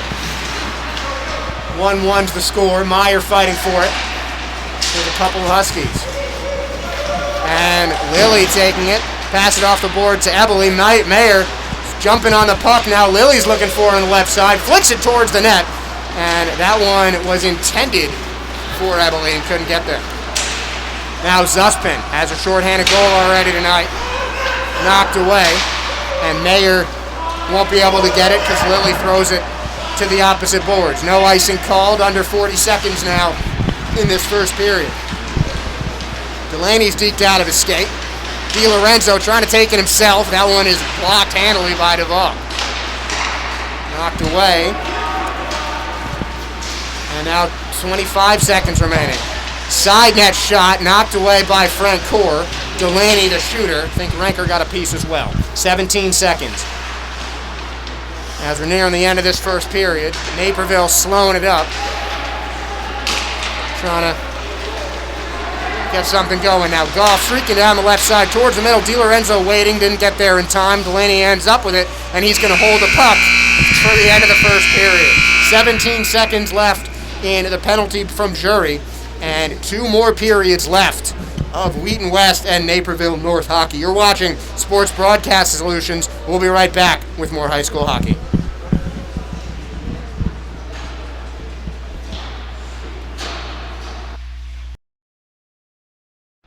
Missing your child's sporting event just plain stinks. But you don't have to worry about that anymore, thanks to Sports Broadcast Solutions.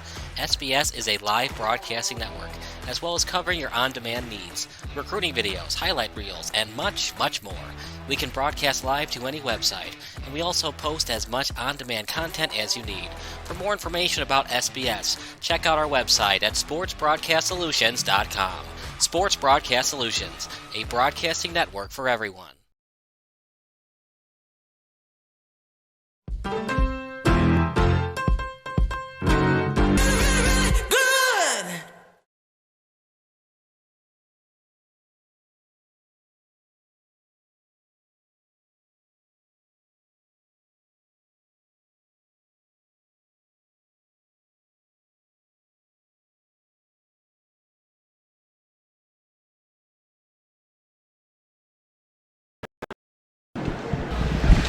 Welcome back to the Recplex in Pleasant Prairie, Wisconsin. Kyle Smith with Josh Sperber. Well, Josh, it's been a month since you've done some play-by-play, and now you're back at it. What do you feel?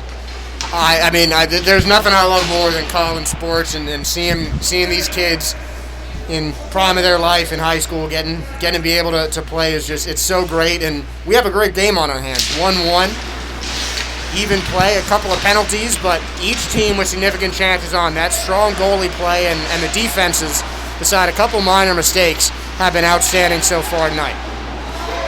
So Charlie Jury rather, is about set to come back on the ice as his penalty's killed. And he will instantly be subbed out for the goal scorer, Jacob Zima. Long shot stopped by Mulhorn. The team switch sides and almost a goal, but off the top of the pipe. In the corner, Jake Bayes almost had a nasty one. Yeah, it's like he knew he was being filmed tonight. Fancy that. Almost made it a 2-1 game. And like I said, Naperville North has been good on the forecheck. They just got to avoid that sin bin. And Bayes was a couple of inches from getting his first goal of the contest.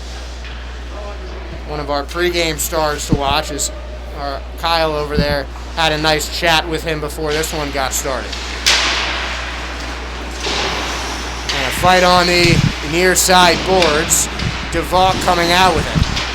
Flicks it along the boards again. Naperville coming up with it with Boscarino. Behind the net again. Lilly fighting for it. Checking his man into the boards and clearing it away. And the Huskies are letting that go all the way to the other end of the ice for an icing call and a face-off.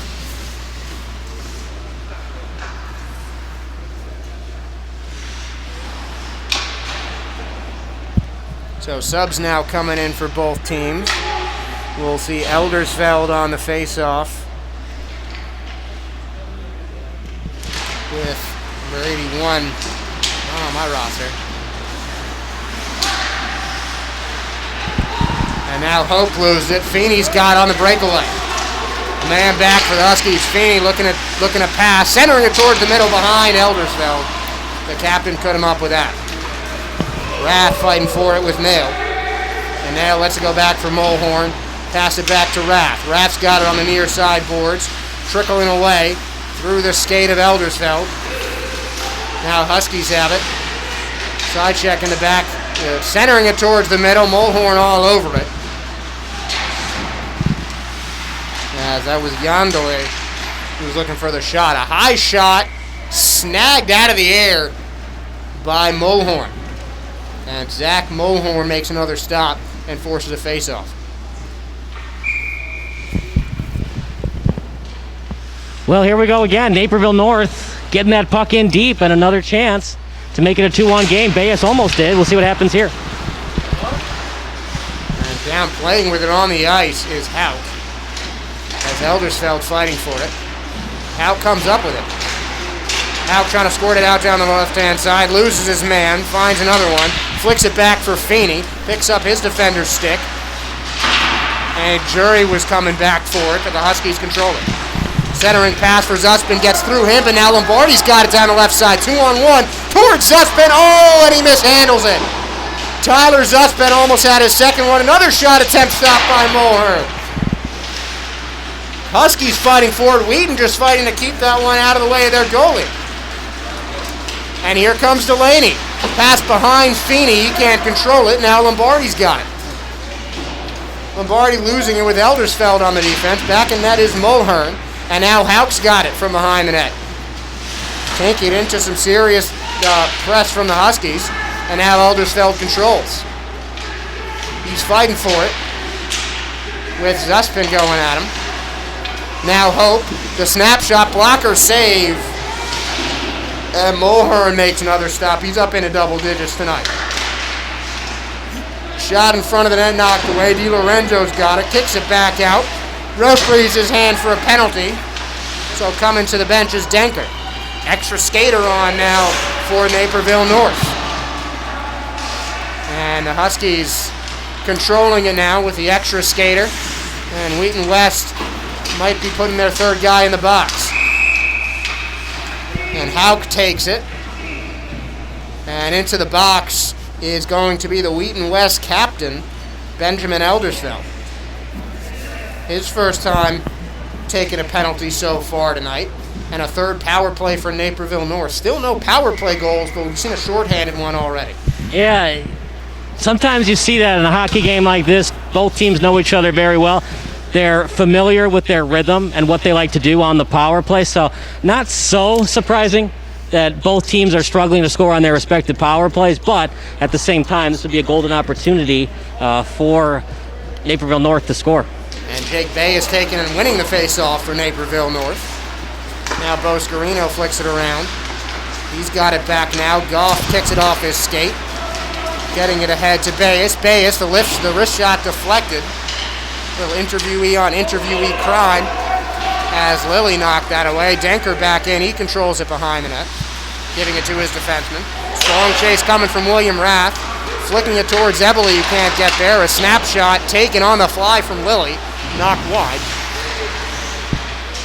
Now fighting for it is Feeney. Two Huskies flanking him. Di Lorenzo comes out with it, loses it, tries to clear it and does. Now Frank Core's got it behind the net. Frank Core Bayes has it knocked away, but Di Lorenzo controls it. So smooth with a stick handling. Ethan Di Lorenzo, left-handed shot wide, may have taken a deflection off of Mulhern. And that one's going deep again. Denker controls it. No icing. Hope's got it. As wholesale line changes for Wheaton West. Lilly and DeValk, who knocks Loft down. The only two that stay on. What are you looking at, bruh? And fans not happy that that hit from behind wasn't called. But Bay is controlling. He's got it in his right hand. Tries to backhand it, loses it. And now Voris has it, knocks it away. Right back to the Huskies. Hope has it right in front of us here in the broadcast booth. Now getting it ahead. Now a slap shot. Glove save by Mulhern. Can't effectively clear it. DeValk has it right in front of the net. Now behind. Knocks it all around the boards until Hope corrals it in the center of the ice. Smychek, the shot wide. And now back behind the net is Tyler Zuspin. Zuspin flicks it towards the center. And now here comes Logan Voris. Didn't really see much on the power play there, Josh. Just a lot of passing, not a lot of shooting. We talked about simplifying the game plan, not so much on that power play from Naperville North. Too much passing, too much stick handling, not enough shooting. Yeah, they kind of allowed Wheaton West to get settled there and prevent a chance on the power play. Not a lot coming from Naperville North on the power play. Yeah, you want to be creative, but at the same time, you need to make it simple. Almost a steal right in front of the net there, but you want to make it more simple. You see that by what Wheaton West did? That was a bad angle. It was a backhanded shot. But why not? Anything can happen when you get it on net. You can't score if you don't shoot. So you shoot, you hope that it goes out of his glove, becomes a rebound that time. Good save by the netminder in Danker, and we'll see what happens going forward. And anytime you can put the puck on net, you do, and that's certainly what we've seen David Houck do all night long. Houck's got it again on the left side. Smychek defended. And that one's knocked away. Eldersfeld back from the box. Houck controls it towards the middle of the ice. Dekes it, and a nice chest save from Sean Danker.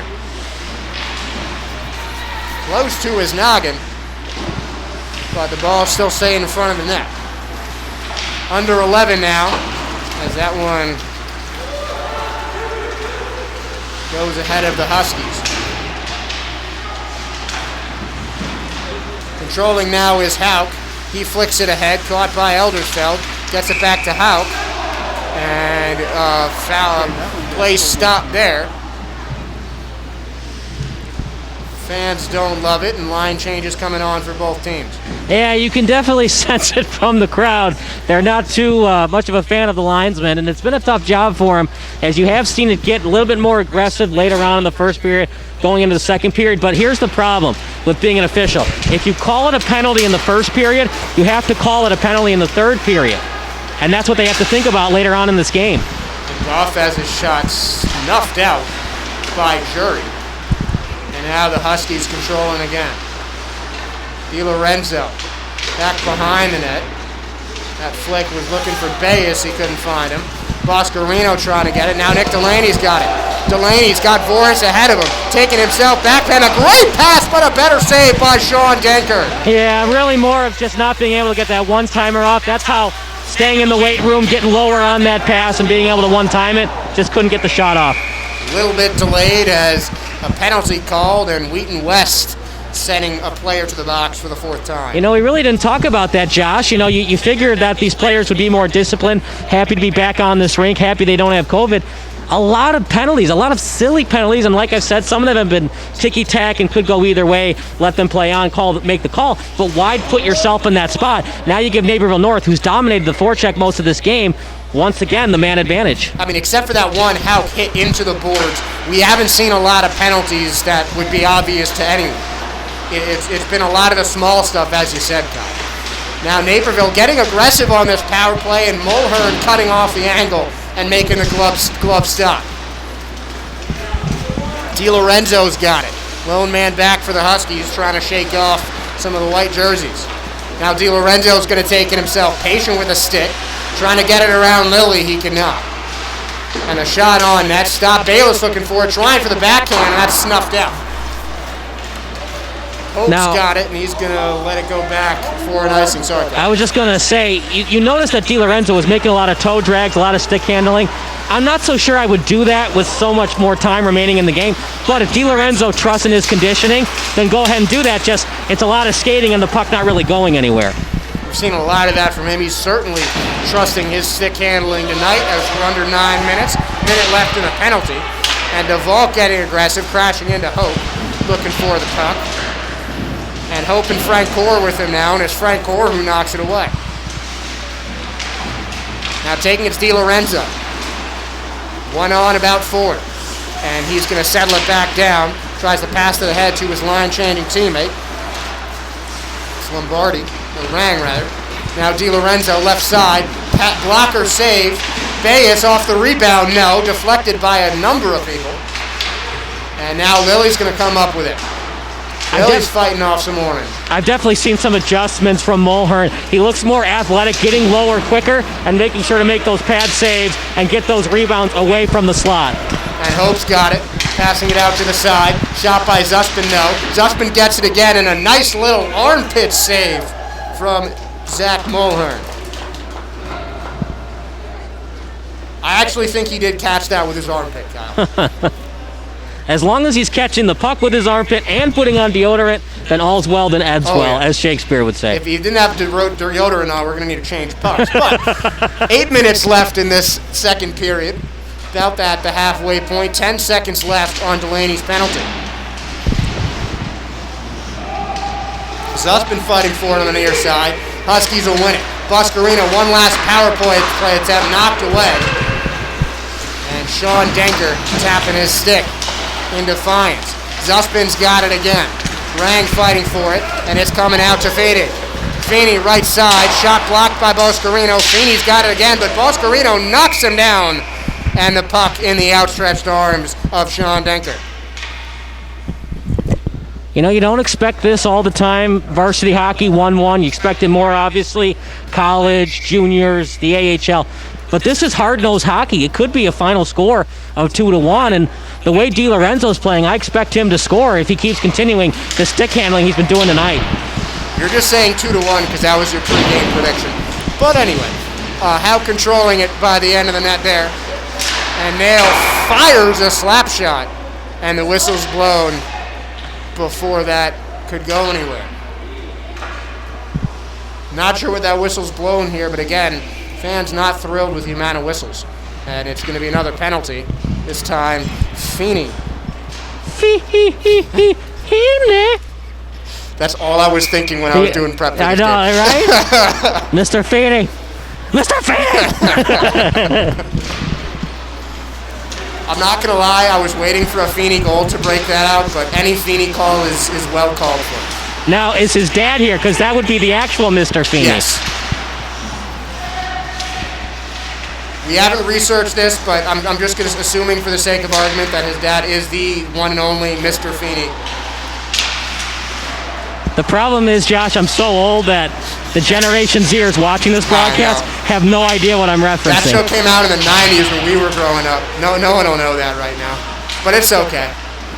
We carry on. Josh, I just don't understand it. Just so much passing. Just get that puck on net. And just well-positioned defense. No shots on that power play attempt as Denker has it.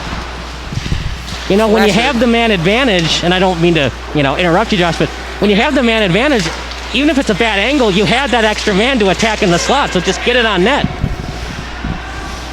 And I don't see Naperville really passing it around effectively enough to try and confuse the defense and that extra man opportunity. Haven't utilized it as well, but they've flipped the script as their only goal was shorthanded as a face-off is called. I guess that's the secret to their success.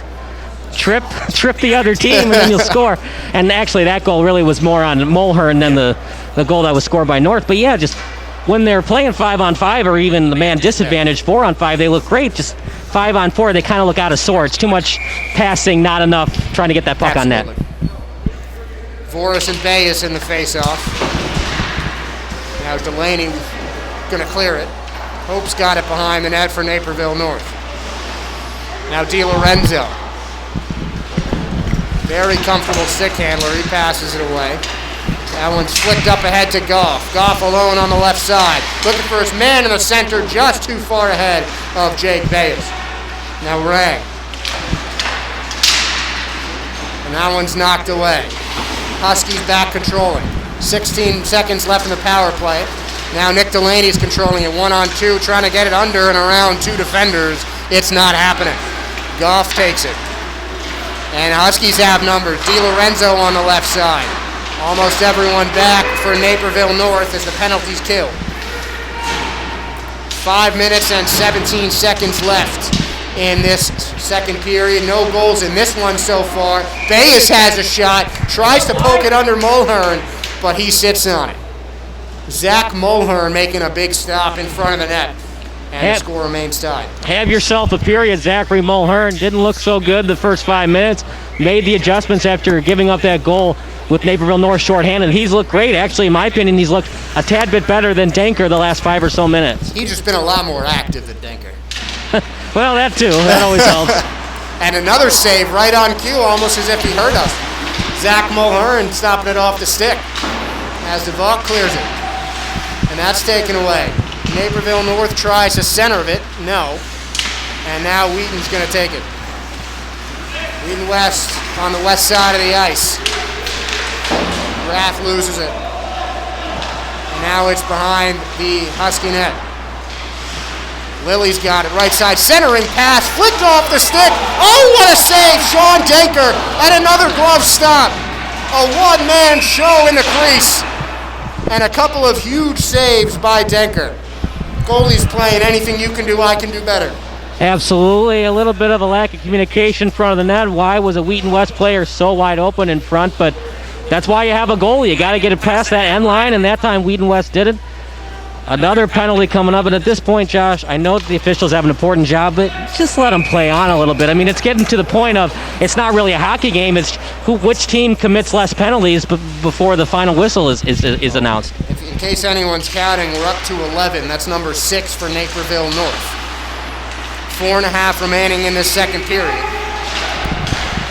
And a shot on net. Rapp takes it, and a diving stop can't be made, and a goal scored. Wheaton West quickly taking advantage of the power play in the shape of Henry Meyer. And well-worked passing leads to the first extra man goal of the night.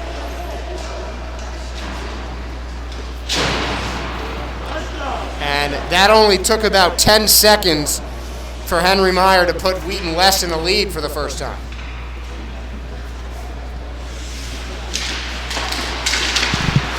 Isaac wins it. Hauk controlling. Feeney, the shot wide.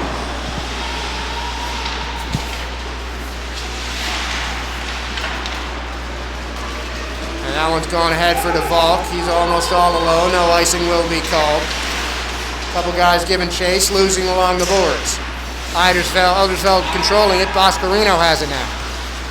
Boscarino flicking it ahead. And that one's knocked off the boards. DeValk's looking for it. Levette now controlling with Lilly. He's going to take it away.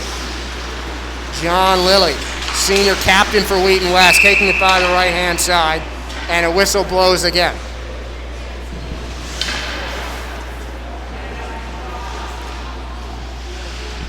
That's now 2 unanswered goals for Wheaton West, and you know, Naperville North, they've had their chances on the man advantage, and you got to wonder if they had been a little bit more aggressive shooting that puck. I mean, it's still a long way to go, but yeah, I mean, they've had plenty of chances to put this game away, and they just didn't do it. Plenty of hockey remaining, though. 3:41 left in the second period, and another period coming after that. Eldersveld controlling the face-off. Hauk's got it now on the left side. Flicks it off the board. Ref raising his hand, no icing going to be called. Naperville North controlling. Zuspin towards the middle. Frank Core passing ahead to the goal scorer Tyler Zuspin. Now Zach Zuspin loses it. Feeney's got it on the left side. Feeney along the boards. Zach Zuspin controlling towards the center, losing it. Elderville's there, but Zuspin kicking it away. Here comes Nail, trying to control it. Flicks to Feeney. Eldersveld looking for it. Hope's got it on the rear side. Feeney towards the center, no one there. No one in the middle for Wheaton West. And a goal opportunity goes away. Zach Zuspin passing towards the middle, looking for his brother Nail with a nice defensive play. Mulhern staying home, and a check into the net. Ref calling play on. And now Feeney on his knees. The centering pass. Hauk can't find it. And the whistle blows. And Rang and Hauk look like they're getting into it. And the ref and a couple of teammates of each player getting in the middle to prevent a fight from breaking out. But guess what, folks? We've got another penalty. Now, Rang should be in the box, Josh, but it looked like the other player was chippy with him as well. You think it would be an even 4-on-3, and I'm still waiting for the other penalty. Right now, it's one penalty against North, which is Hope, and they're still talking about for Rang. Well, Rang's in the box. It's Hauk that is still on his team's bench and not in a penalty box, when it looked like they were both equal parties in that fight. We got 2 in the box for North, and I thought it was 56 Hope that went in originally. Hope and Rang are in the box for Naperville North. And the refs, I think, are discussing the fate of David Houck if he's going into the box with them. But for right now, it looks like Wheaton West has a two-man advantage. That's hard to believe. I mean, because Wheaton West, the player, it was Houck, correct? That was was fighting with Rang. Oh, no, it was Houck and Rang that were fighting. Yes, yeah. yes. So why isn't that? Here we go. Yeah. Either you don't call it at all, or you put the other guy in the box. Well, it's Eldersfeld going into the box. So I think they should have just let him play on and not put those two in the box and just have Hope be in the box for a 2-minute minor. And now we got to get this all settled because we got 2 penalties for North, and they still haven't put Wheaton West penalty on yet. So while the refs are deciding that, we'll do a quick rewind. And I think I heard 5 minutes coming from one of the refs, but it's 2-1, 2 minutes through 30 remaining in the second period. Goals from Henry Meyer and Jacob Zima for Wheaton West, and the shorthanded goal from Tyler Zuspin that opened the scoring tonight. So it looks like they're just going to go with the 2-minute minor on Hope, and both players, Eldersveld and Ring, are going to get either 5 or 10-minute majors. I think I heard 5 minutes for fighting from the referee there. Nothing's coming up on the scoreboard yet, though. Really ticky-tack. I know you want to keep it sportsmanlike, but I didn't see any punches thrown. Yeah. I disagree with that call entirely. They were talking, angrily, but they were talking. Nick Delaney's got it, trying to get ahead, loses the puck, and corrals it on the near side board. Boscarino knocking him into the wood. Now Zima controlling, looking for his second, and he's got it. Jacob Zima. And Wheaton West is in control of this one. 3-1 is their lead. Yeah, just the way the Naperville North's offense has been the last 10 minutes or so, you kind of feel like it's not over, but it just feels like that they've had so many problems on their power play. And now we got a possible ejection for a fan as the center ice official talking it over. But yeah, Josh, just back to North, is you had your chances on the power play, and you can call it ticky-tack calls by the referee to put you in the box, but too many power plays, they just weren't able to score. And it is certainly showing. 3-1 the scoreboard now for West. And we got a minute and a half remaining. Keep in mind, Eldersfeld and Rang still in the box with a minute and a half left in the second period. Boscarino knocking it forward. That's deflected away. And numbers coming forward for West. Jake Delaney losing his defender. The wrist shot deflected in, trickling into the net. And Wheaton West has broken this game wide open. Yeah, that should do it, unless we see an amazing comeback from North. And they would have to completely change their offensive scheme because the passing, their lanes and the separation they're getting is just not enough against this Wheaton West back check. That's on the goalie. That should have been saved, and it didn't keep the 5-hole intact, and now it's 4-1, and it's, Mama said there'd be days like this, and that's happening for Naperville North right now. And I think Jake Delaney is getting credit on the goal, but Henry Mayer was there and may have deflected that puck in. So 2 goals in less than a minute for Wheaton West, and just like that, it's a 3-goal lead close to the end of the second period. Denker stops that one. Mayer looking to get on the board again. And we got a player down. That's William Rath behind the net. Not happy with some Huskies. And now, did they start the clock? Because I remember the face-off, it was at 1:13. I have 1:01. I'm going to set it to 1:13 right now. That's what they're talking over right now, but I think that was why play was stopped. Right now, 1:13. North, you just can't give up any more goals. I know that's simple to say, but you already gave up 4. You can't afford to give up 1 with a minute to go in the period. That's true. Now Nick Delaney looking to join his brother on the score sheet. Can't control it. Nails fighting for it. Nail to the boards on the left side. DiLorenzo's going to try and take it himself. Poked away. DiLorenzo still looking for it. Fighting with defenders. The wrist shot, no. Frank Hoare sends it towards the center and it's taken away. Zima tries to take it up the ice but loses it. Hey, a little bit of a delayed offside, and if you're North, hey, see if you can get away with it. Nothing else has worked thus far. And North trying to take that Bayes. The shot, another shot off the post. That's 2 for the Huskies that have gone off that top right corner. This time, it was DiLorenzo, the shooter. I don't know if goalies hug the post, but Mulhern might have to do that tonight. He has been very lucky in a couple of shots. As Denker leaving the ice for a penalty. As we see an extra attacker and another player in the box as the two fighters may be released. Or it just is going to be a timeout on the ice with 17 seconds remaining in the second period. If that was 5 minutes, that was the fastest 5 minutes I've ever had. That was not 5 minutes. They went into the box with 2.5 minutes in the second period. I guess the refs say that they've learned their lesson. But now in the box is number 35, Kevin Rath. I don't know the record for penalties in an AHAI game, but this is definitely getting up there. And at what point does it get like everything's a penalty? And I get that you want to keep the kids safe, but this just doesn't seem like real hockey right now. Penalty trackers at about 13, I guess 14 or 15 if you're including one penalty each for the fighting. But another power play, only 17 minutes of that for Naperville North is coming in to this second period as we're under 10 seconds now. Feeney's got it, flicks it head to Hauk. Hauk down the right side, tries to shake his defender right into center mass of Sean Denker. 2.6 remaining on this clock in the second period. But what a period Wheaton West has had, though. They have seen some mistakes from the Huskies, and they have taken advantage of every one of them. Has a quick face-off now on the left side of the net.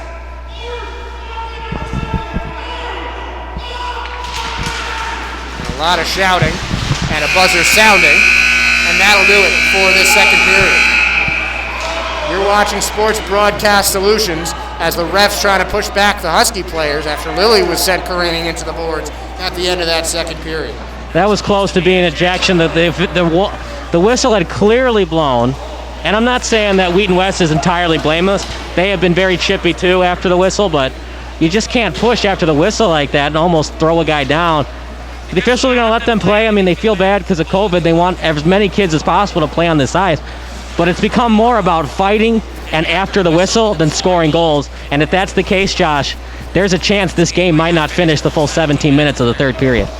I'd certainly hope it does. We don't want to miss any kind of hockey. But certainly been an exciting game so far. 2 goals coming late in that second period, or 3 goals in total, breaking the game open 4-1 for Wheaton West. You're watching the Sports Broadcast Solutions, the broadcasting network for everyone. We'll be back with a third period of hockey right after this.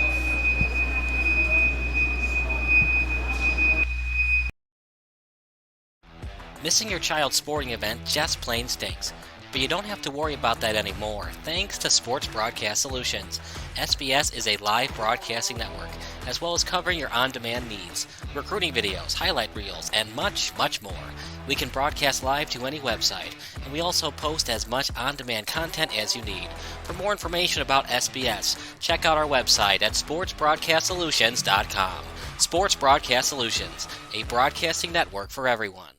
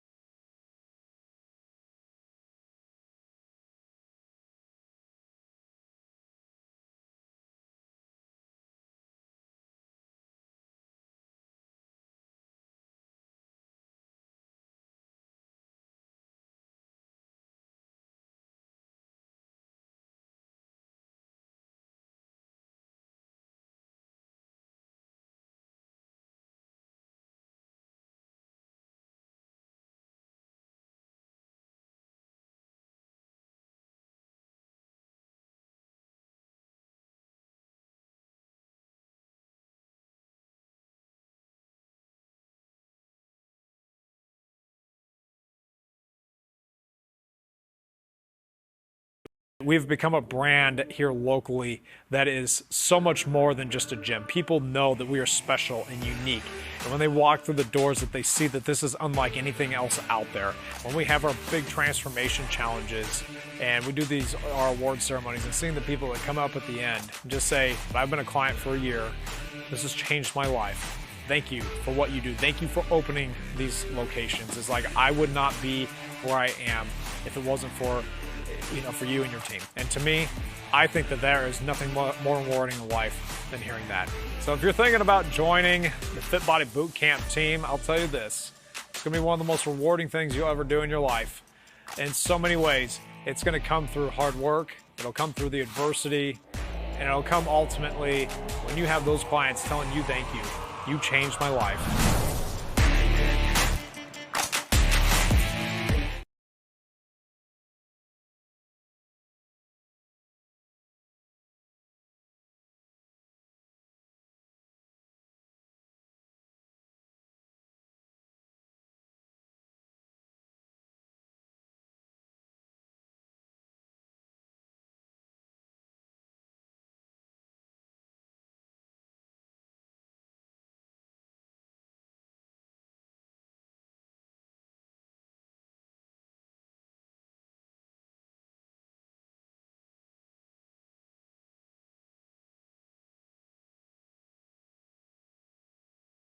We've become a brand here locally that is so much more than just a gym. People know that we are special and unique. And when they walk through the doors, that they see that this is unlike anything else out there. When we have our big transformation challenges and we do our award ceremonies, and seeing the people that come up at the end and just say, I've been a client for a year, this has changed my life. Thank you for what you do. Thank you for opening these locations. It's like I would not be where I am if it wasn't for you and your team. And to me, I think that there is nothing more rewarding in life than hearing that. So if you're thinking about joining the Fit Body Boot Camp team, I'll tell you this. It's going to be one of the most rewarding things you'll ever do in your life. In so many ways, it's going to come through hard work, it'll come through the adversity, and it'll come ultimately when you have those clients telling you thank you. You changed my life.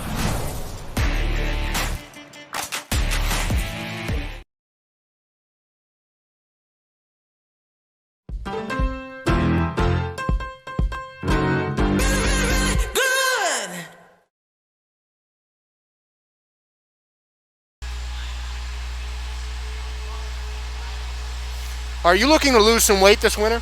Do you want to be thin and ready to show off that skin? Well, that's where Naperville Fit Body Boot Camp comes in.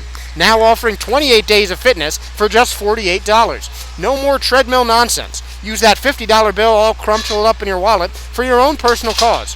And when you invest in Naperville Fit Body Boot Camp, you get accountability coaching, nutrition plans, and 30-minute afterburn workouts. Even cooler, Naperville Fit Body Boot Camp is now offering a new physical therapy room, Foundation Chiropractic, at no additional fee. Naperville Fit Body Boot Camp, or FBBC for short, also offers super effective workouts that are only 30 minutes long. Now offering virtual and in-person workouts, check out Naperville Fit FBBC today. Located at 1320 North Route 59, you won't be disappointed in this rapid fat loss program. The program includes a free one-on-one goal-setting session, as well as 54 fat-burning flex meals. For more information, call Marcus at 847-840-8228 or email him at info@naperfitbody.com. Fit Body Boot Camp, twice the workout in half the time. Missing your child's sporting event just plain stinks. But you don't have to worry about that anymore, thanks to Sports Broadcast Solutions. SBS is a live broadcasting network, as well as covering your on-demand needs, recruiting videos, highlight reels, and much, much more. We can broadcast live to any website, and we also post as much on-demand content as you need. For more information about SBS, check out our website at sportsbroadcastsolutions.com. Sports Broadcast Solutions, a broadcasting network for everyone.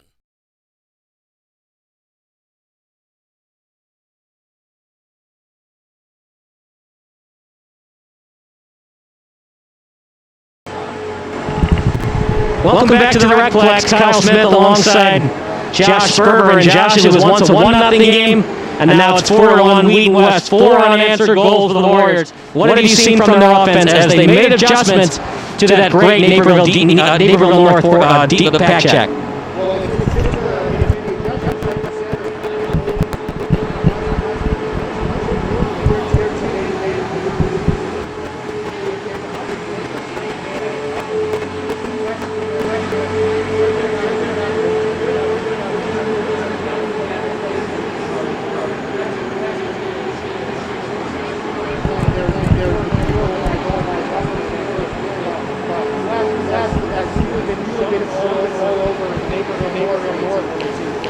Now I saw it, Josh, but at the end of the period, we saw a Naperville North player. The official had clearly blown the whistle. The buzzer had sounded, and he almost tried to push the Wheaton West player to the ice. Now very ticky-tack with the calls. I thought it was weird that they didn't immediately call an ejection. Do you think it was weird? I just don't want to be one of the better players. I think under normal circumstances, I 100% see who made the hit, but under normal circumstances, I think that would have been an ejection. I think now they're being a little more lenient ejection-wise, partly because they've called so many penalties, but also because there's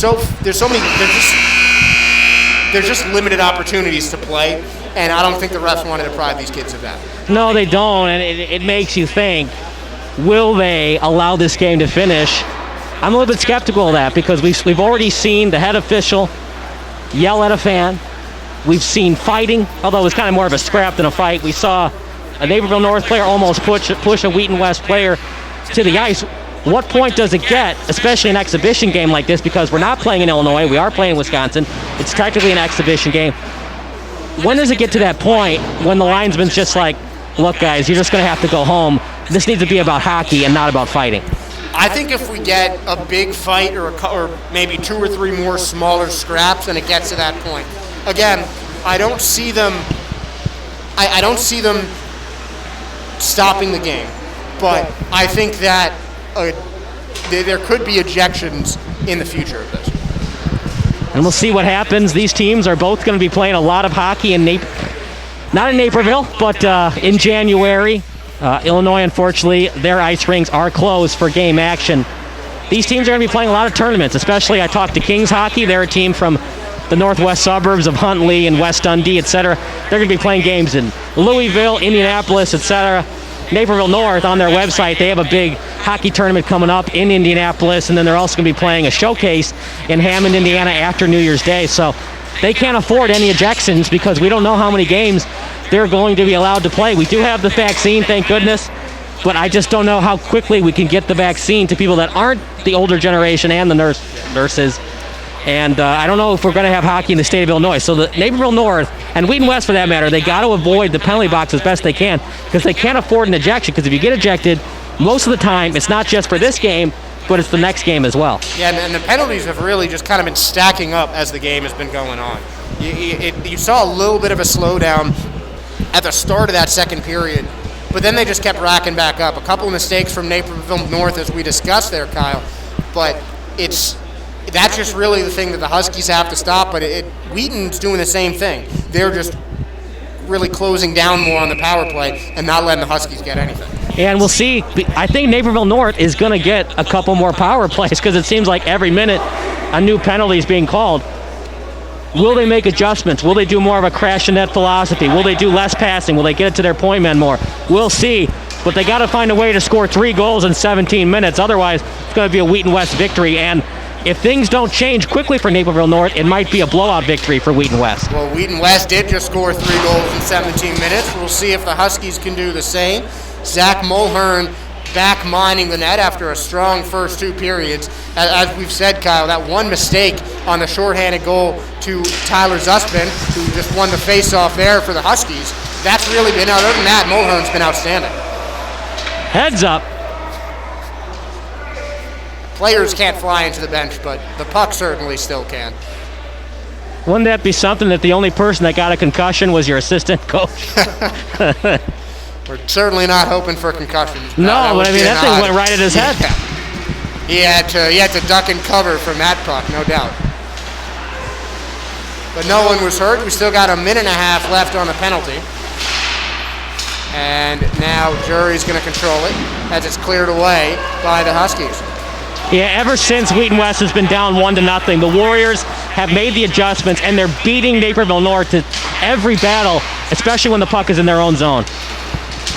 And now it's in the Naperville zone again. This clean ice brought to you by the Zamboni as Haupt steals it away. Boscarino's going to get it right back. Very calming and authoritative presence we've seen from him on defense. And that puck sent towards the middle. Jury knocks it behind the net. No icing will be called. Rang will control it. As Haupt steps off. And here come the Huskies. 45 seconds on the power play. But it's been Wheaton West in control as DiLorenzo slips on that fresh ice. Puck still in the hands of Tyler Zuspin. Zuspin's got it.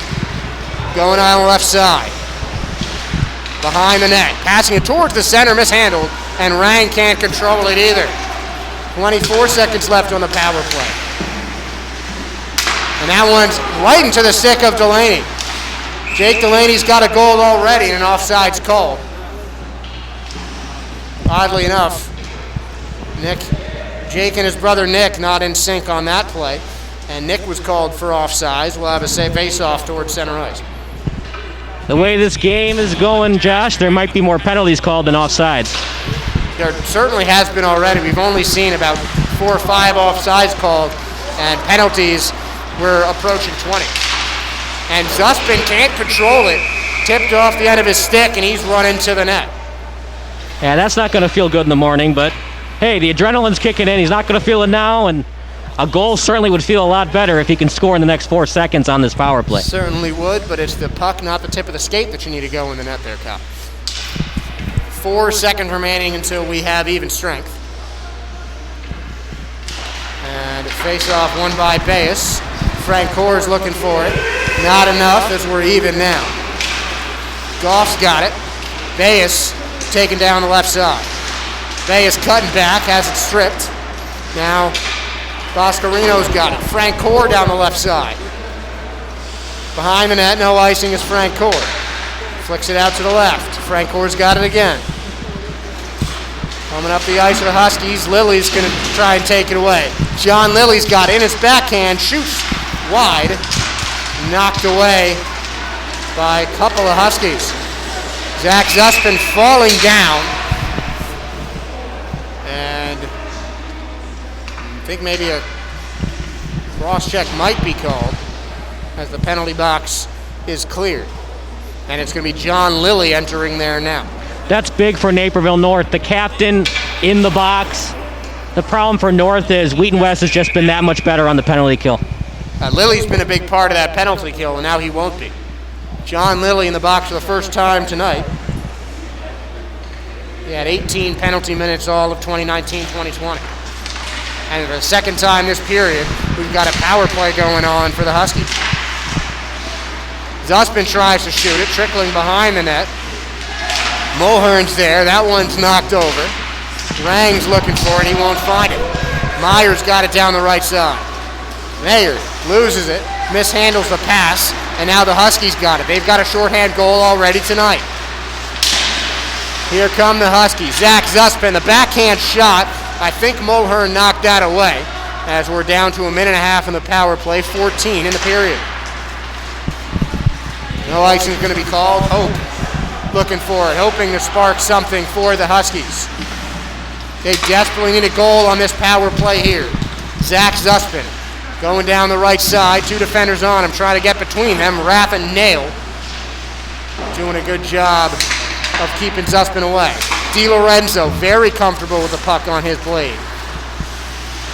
DiLorenzo finds an opening. Skating towards center ice. Wrist shots blocked by DeVault. DiLorenzo's got it back. Down the left side of the ice. That one's going to score it away.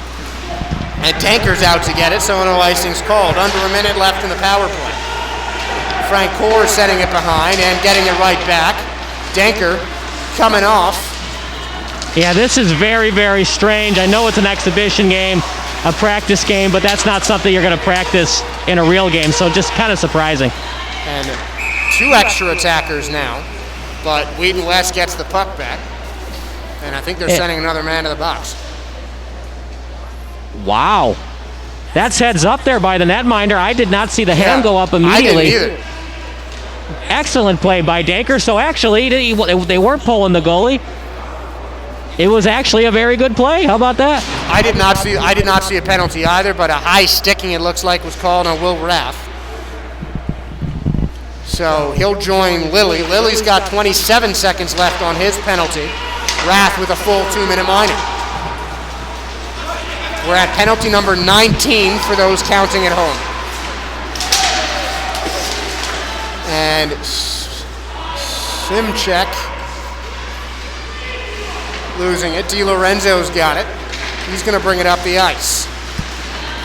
Simchek, a JV player, getting some varsity time here. He's not on the initial Naperville North varsity roster. Here comes Hope, giving chase his Hout. First extended action we've really seen of him this period. Feeney's got it as Neely is released. Lily's released. Excuse me. And a minute 13 in the other corner. Simchak's got it. Wrist shot into the pads of Zach Mulhern. Towards the center again. Hope can't control it. That one's knocked down by Jury. He can't control it either. Hauk makes a nice move. 5-on-4. Diving stop. Trying to be made by Voscarino. Might have knocked it away, but Danker did the dirty work as we're under a minute on Rath's penalty. Feeney checking Hope into the boards. Hauk falling on it with Zuspin. Voscarino comes up with it. Now Delaney. He's got a goal already. Sends that one tall. Jury trying to send it up, and it's taken away. Here come the Huskies. DiLorenzo trying to make something fancy. Nothing doing. Delaney on the blocked shot. Now Eldersveld. Coming down the right side, going toward the center, losing it. Feeney was there, but not in time. And falling down on the ice is Eldersveld. Now Lombardi, might have lost his edge there. And see what happens for Eldersveld going forward. And a shot deflected into the net. Naperville North gets their first power play goal of the game, and we have a 4-2 lead. Don't go anywhere. Things starting to get exciting. Plenty of time. But I just don't know, Josh. 2 more goals in 11 minutes, the way that Mulhern has played for most of this game, that is a tough task for the Huskies. Yeah, and that was a deflection shot. Ended up on the stick of Simchak. Forgive me if I'm getting the name wrong. He was not on the initial Naperville North varsity roster. A JV guy getting some time. He gets his first of the night.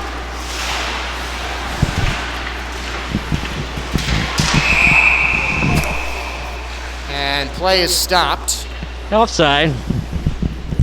Offside's call, so the scoreboard has not updated He doesn't goal up until now. He didn't deserve that goal, Josh. It wasn't nice enough.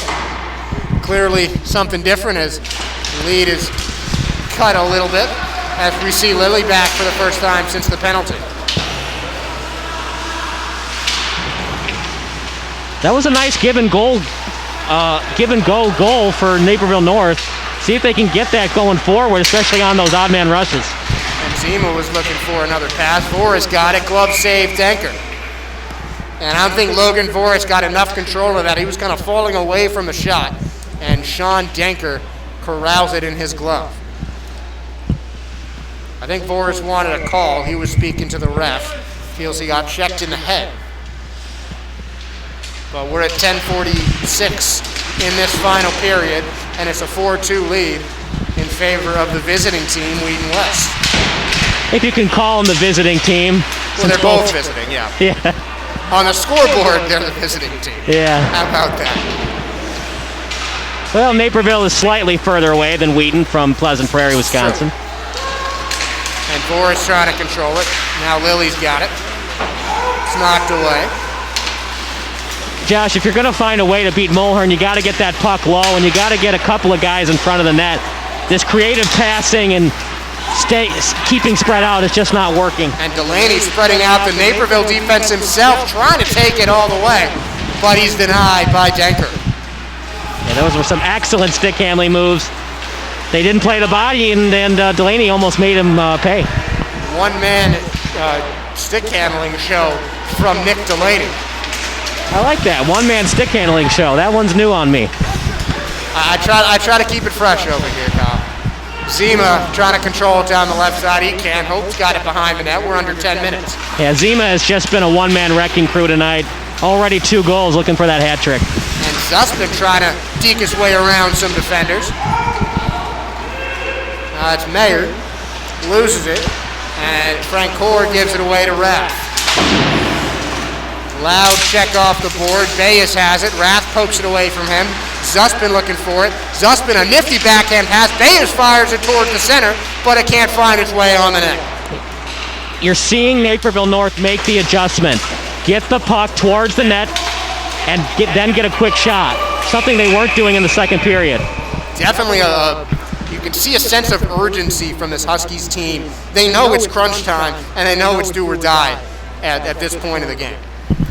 I wouldn't say do or die. Yeah, we still got 8:58, but you're right. I mean, if you don't score in the next 5 minutes, very hard to score 2 goals in 4. Exactly. Jury kicks it to Delaney. Delaney down the left-hand side, getting it towards the middle, loses it. And now the Huskies might have numbers, if not for Houck, who made a nice check to stop it. Interception, Delaney flings it down the left-hand side behind the net.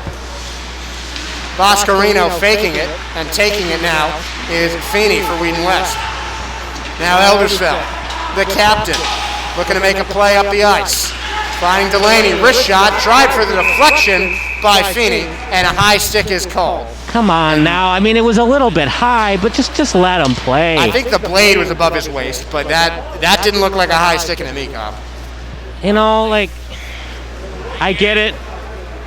If you call it in the first period, you got to call it now. And I'm going to sound like a contradiction because I said that earlier in the game, but that was so close. Can't you just let him play on? I mean, in an exhibition game like this, we're dealing with COVID. I don't know. I think it was too ticky-tack. I agree with you there, Kyle. But any case, puck is on the Naperville side as no one sent off. It looked like both guys jumped on that face-off. It was Eldersfeld who came out victorious. And Josh, that was a huge call because it put the puck into Wheaton West's zone, and so they have to have more energy to get that puck out, which could become a conditioning factor later in the game. It flipped the ice, but now Naperville North has it. DiLorenzo looking to take it himself. 2 defenders taking that away, and offsides is called on Smichek, the goal scorer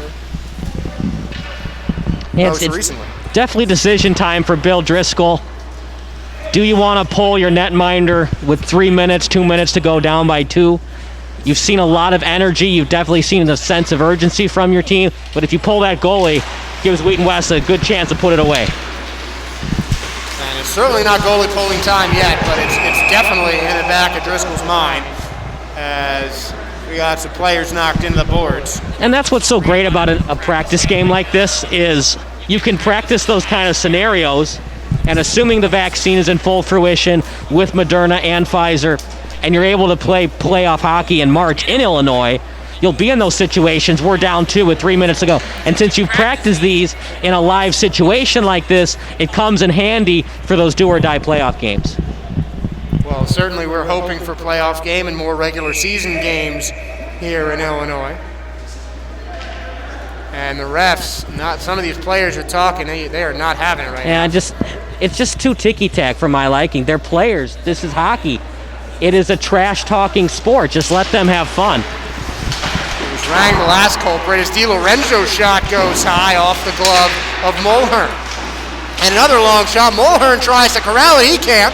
Spreading his legs in front of the net, accidentally knocking it off its posts.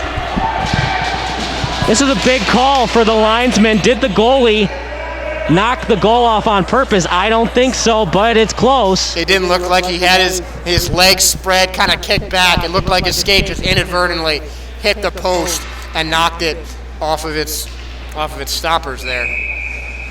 They're gonna give him the benefit of the doubt. You always got to give the goalie the benefit of the doubt.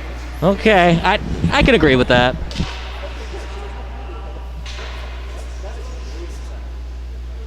Usually you don't see that call. It's usually more a forward that does it on purpose, or a defenseman. They very rarely call it on the goalie.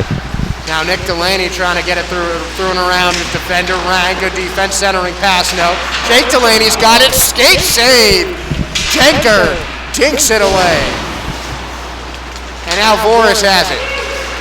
Now DiLorenzo, 1-on-2. He takes the situation himself quite a lot. Looking for the centering. Zuspin again. Oh, great save! Zach Mulhern. Oh my goodness. Wow. What a save. And another good one. Denker getting on all fours to stop that one. That one goes right into his stomach from Voris.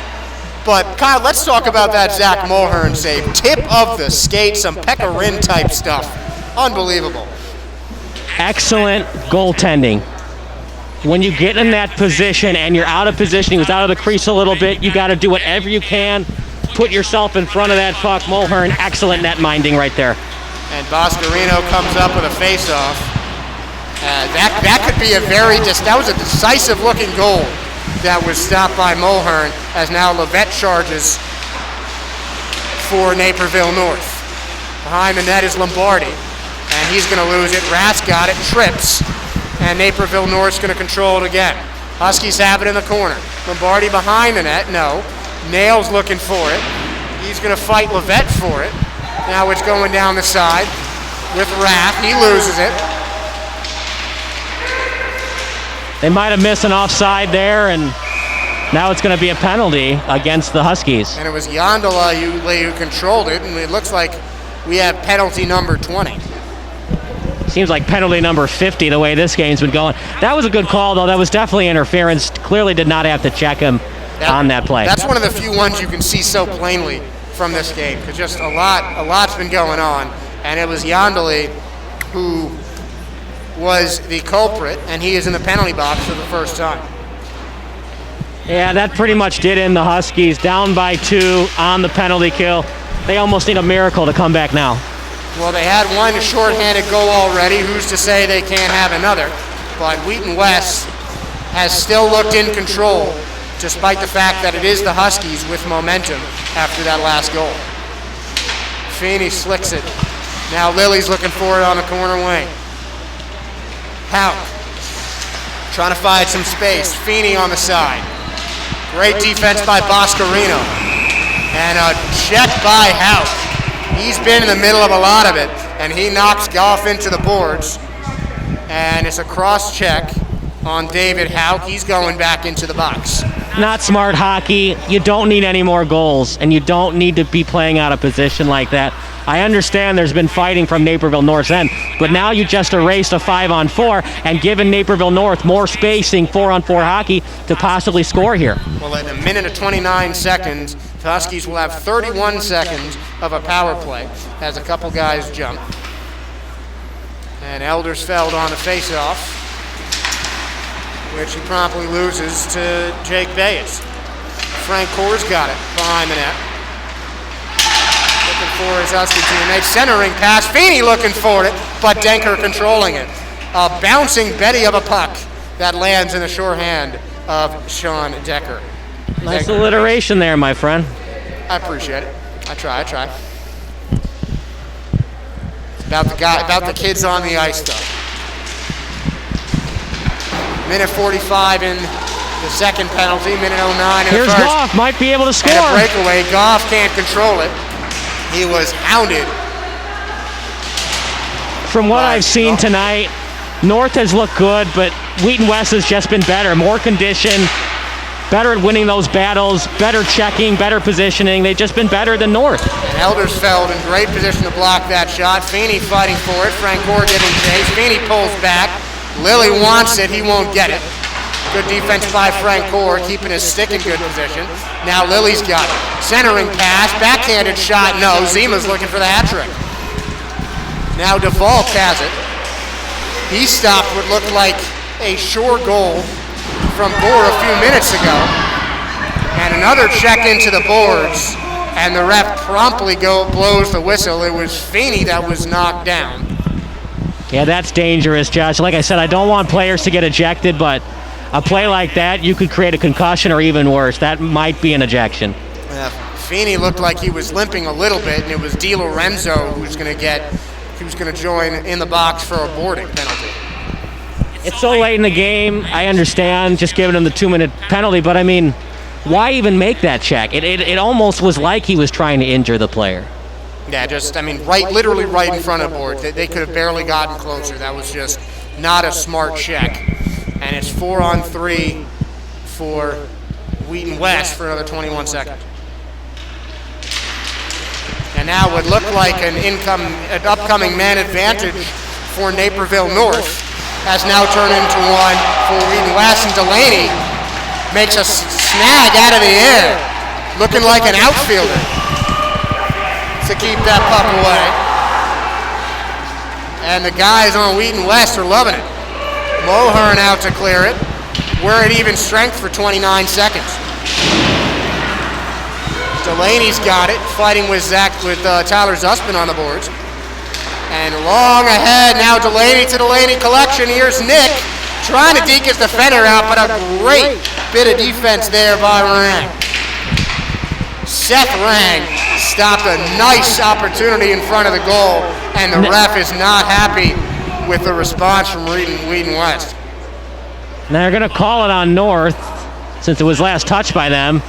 I don't see what the problem is. Like, they're both playing the body. Just let them play on. I don't understand. It's both Rang and Nick Delaney that are going in the box. They both seemed like they were fighting. It was Delaney who ended it with that cross check there, but two players sent to the penalty box now. And I think it's just the ref trying to pacify this game a little bit before it ends in 3 minutes and 52 seconds. Pacify or not, if it's not a penalty, it's not a penalty. Right. You can't call it. Right, but it's been such a physical game, and the refs are doing what they can to keep that from getting any worse. They has stopped by DeValk. He's been so sound on defense all night. Well, after all that, Josh, it's now a power play for Wheaton West.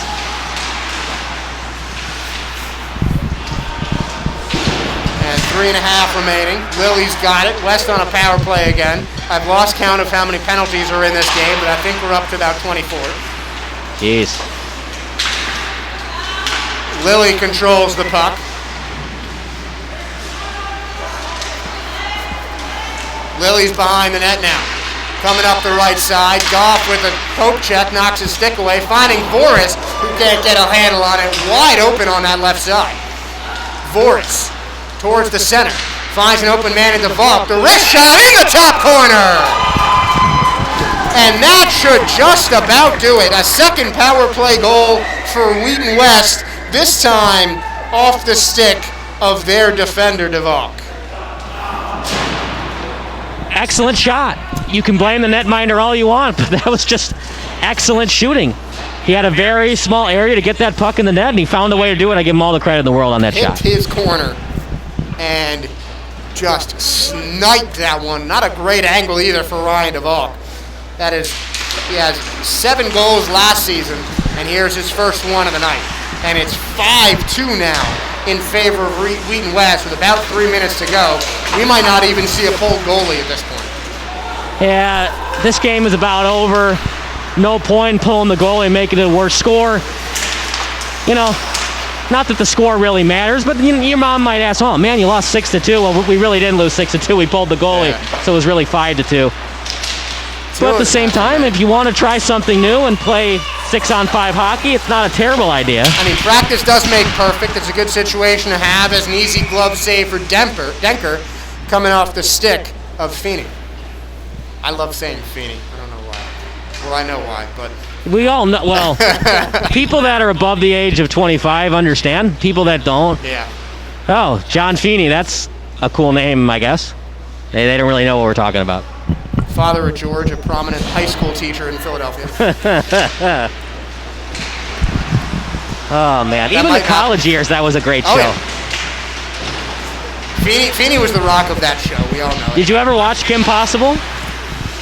Not that much. My cousins made me watch it a couple of times. Will Friedel was Ron Stoppable. I did not know that. Yeah. What has been stopped, though, Josh, has been this Naperville North offense. What have you seen from Wheaton West defense after North scored on the shorthanded ability? They just clamped right down. I mean, it's both goals that we've seen from Naperville North have been met with an immediate stout defensive response by Wheaton West.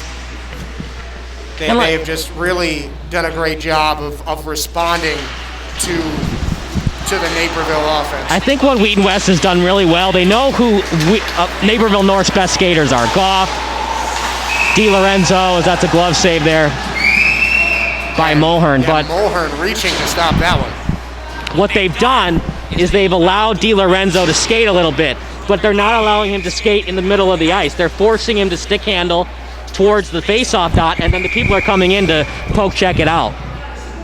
And this is against a Naperville team that allowed 128 goals, or scored 128 goals last season for an average of about 4 a game. And they were third in the IHSL West in goals scored last year. This is a strong offensive team that for the most part Wheaton West has shut down, as Mulhern shutting it down in the goal again. That right blocker getting put to good use. Empty net right now for North. Might as well try something new, see what happens. Just Josh, they're going to have to change their strategy on the power play, because Wheaton West is an excellent team, but they just look out of sorts most of the time on the man advantage. And we've seen a lot of DiLorenzo trying to take on the entire Wheaton West team. And West has done a great job of stopping that. Yeah, and like I said, they forced him to the boards and made him make passes, and he just doesn't have confidence in it right now. And they're putting multiple defenders on him, too, that even if he had his confidence in his passes, he wouldn't have a shot to go anywhere. Mulhern was screened, but that one did not come dangerous. Meyer and Boscarino are messing around in front of the boards. Now DiLorenzo's got it. Backhand pass, cannot find Baez. Squirting along the boards there. Here's Gore, stick handling moves. DiLorenzo looking for the wrister, it's blocked. And the whistle's blown. The refs might just be looking for one final penalty as we approach the 1 minute mark. It was definitely a trip, but like, the game's over. Just let them play. And it actually hurts North because they were on the attack and they were having some momentum in Wheaton West zone. Now they have to reset and readjust, and now Wheaton West has basically a free timeout to put a new line out there to get ready for the penalty kill. And the culprit is Evan Ebele. What is the 25th, I believe, and maybe the final penalty of the night. As DiLorenzo shoots it wide off the post, and no, that's good officiating. The net was clearly off. Yeah. I know the Naperville North fans are screaming, "No, let him play!" But no, you really can't let that happen. That's not how hockey works. Yeah, the most of the right post was off as the leg of Mulhern knocked it loose, flailing to make that wide DiLorenzo stop. Under a minute now, and a commanding lead for Wheaton West, 5-2. But one final power play for Naperville North. That one's moving around in front of the net. Zuspin got a stick on it. DiLorenzo tried to shoot it, promptly blocked. And flicked across the ice. And no icing is going to be called. Hope's got it behind the net. 36 seconds remaining in this one. And a pass intercepted by Eldersfeld. Easy empty netter, 6-2. Well, you can't bet on high school hockey, but if you could, there'd be a couple of people that would like that goal. But obviously, like I said, you can't bet on high school hockey. But doesn't really change much about the final result. They're just going to call this one, as it's just gotten too chippy, and it's sad to see, Josh, because yeah, there was only 30 seconds left. But why not? Just see 30 seconds. See if Naperville North can get a breakaway. See if Wheaton West can get a breakaway. It sucks because those 30 seconds matter to the kids because we don't know when they can play hockey again because of this virus. You don't know, but we certainly got to see an interesting game tonight. 8 total goals scored, a whole lot more penalties, but that's another story that we'll talk about in the postgame. But it's Wheaton West getting a win here in this exhibition game in the beautiful Recplex in Pleasant Prairie, Wisconsin. 6-2 the final score as Sticks tap to acknowledge the referees and both teams who fought bravely in this honorable contest, but a big win for Wheaton West. And we'll come back with more of the post-game show right after we take a quick break. You're watching Sports Broadcast Solutions, a broadcasting network for everyone.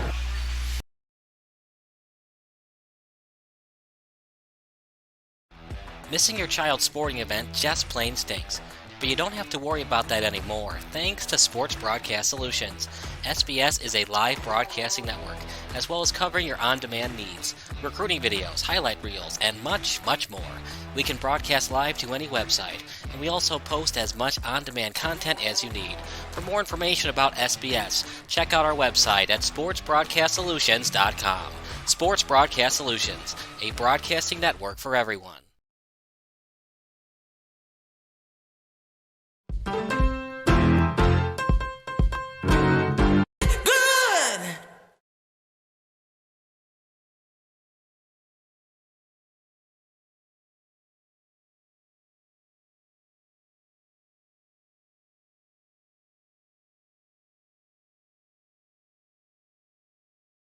Design isn't just for designers. It's for everyone. Canva is the free tool that makes designing anything easy. Canva has all my content creation needs covered. It's flexible, fun to use, and free. With thousands of easy-to-use and professionally made templates, Canva helps you create, customize, and share your designs all in a few clicks. The presentations we design with Canva always impress our clients. Plus, anyone on our team can make them. Start designing for free at canva.com.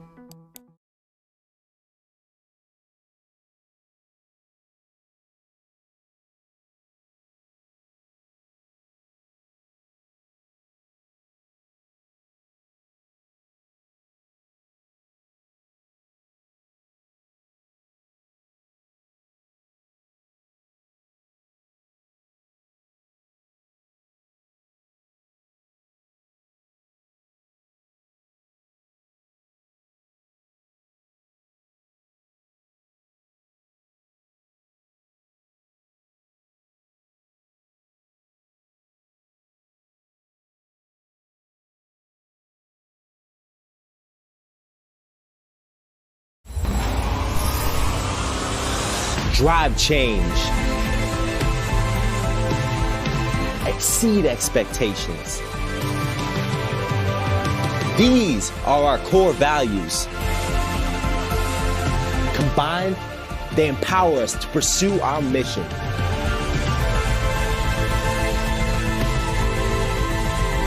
What is our mission?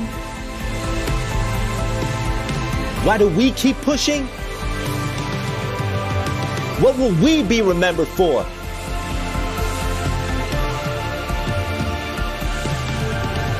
Inspiring fitness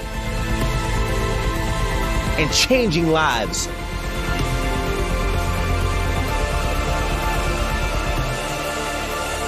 Every day.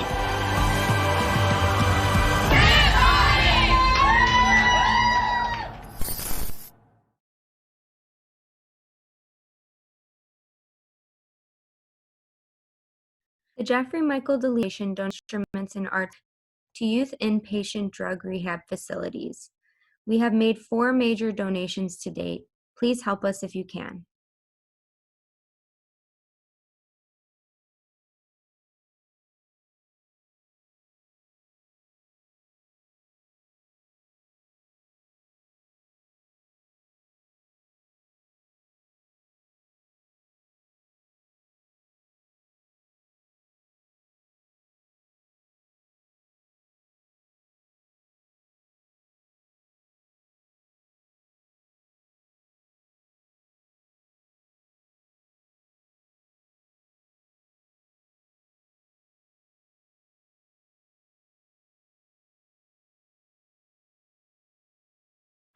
Missing your child's sporting event just plain stinks. But you don't have to worry about that anymore, thanks to Sports Broadcast Solutions. SBS is a live broadcasting network, as well as covering your on-demand needs, recruiting videos, highlight reels, and much, much more. We can broadcast live to any website, and we also post as much on-demand content as you need.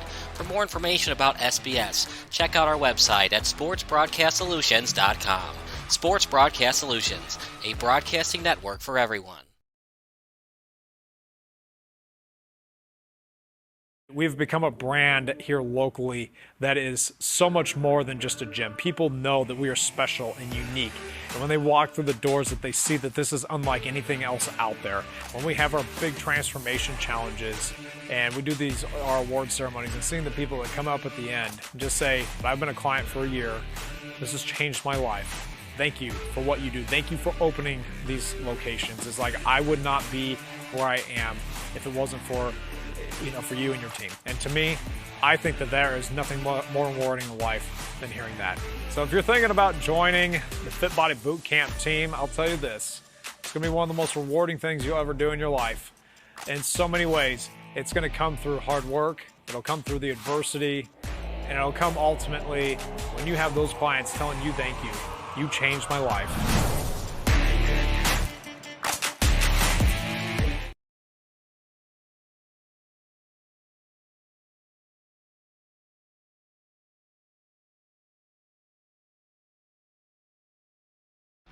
Missing your child's sporting event just plain stinks.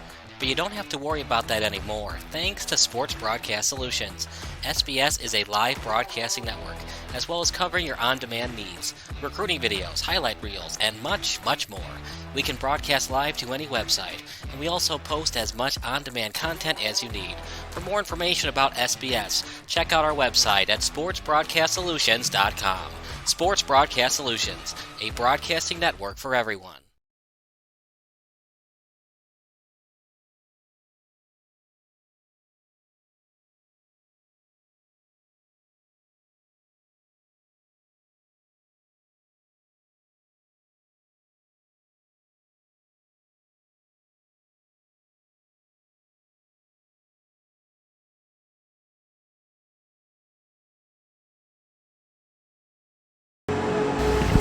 Welcome back, everybody.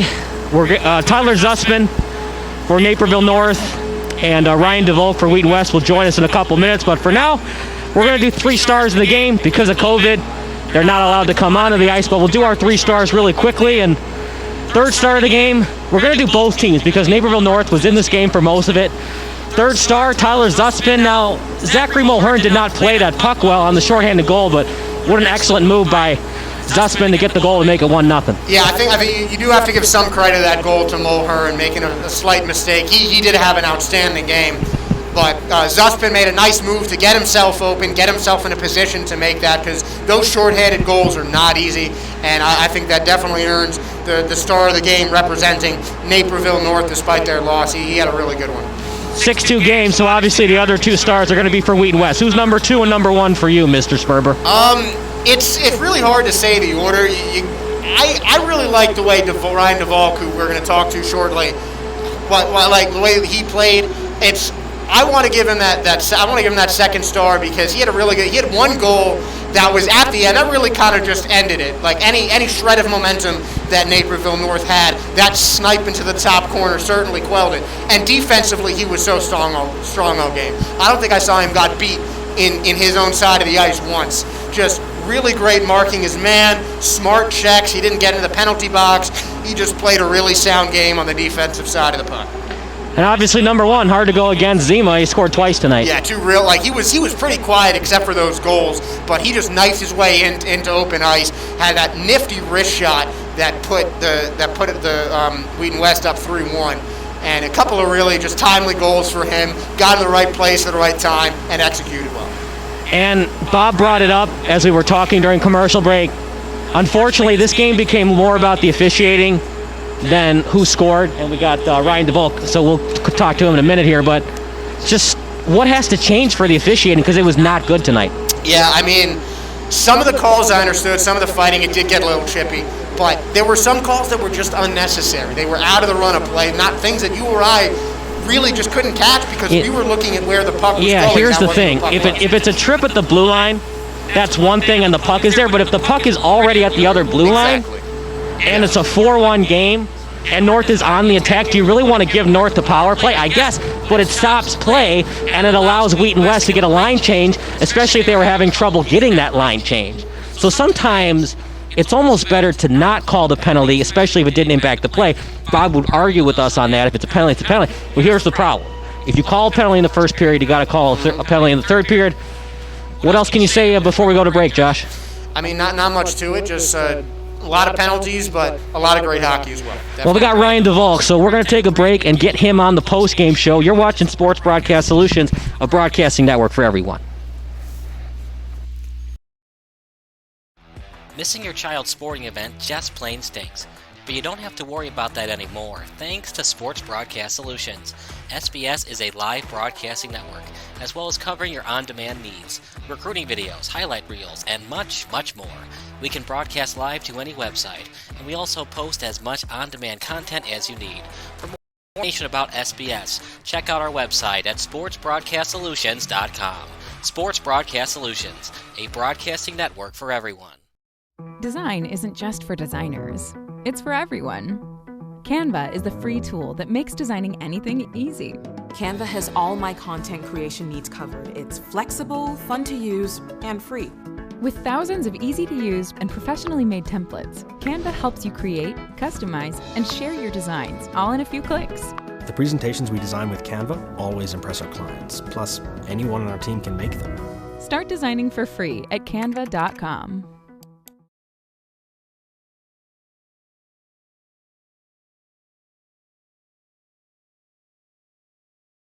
The Jeffrey Michael Deline Memorial Foundation donates musical instruments and art supplies to youth inpatient drug rehab facilities. We have made 4 major donations to date. Please help us if you can.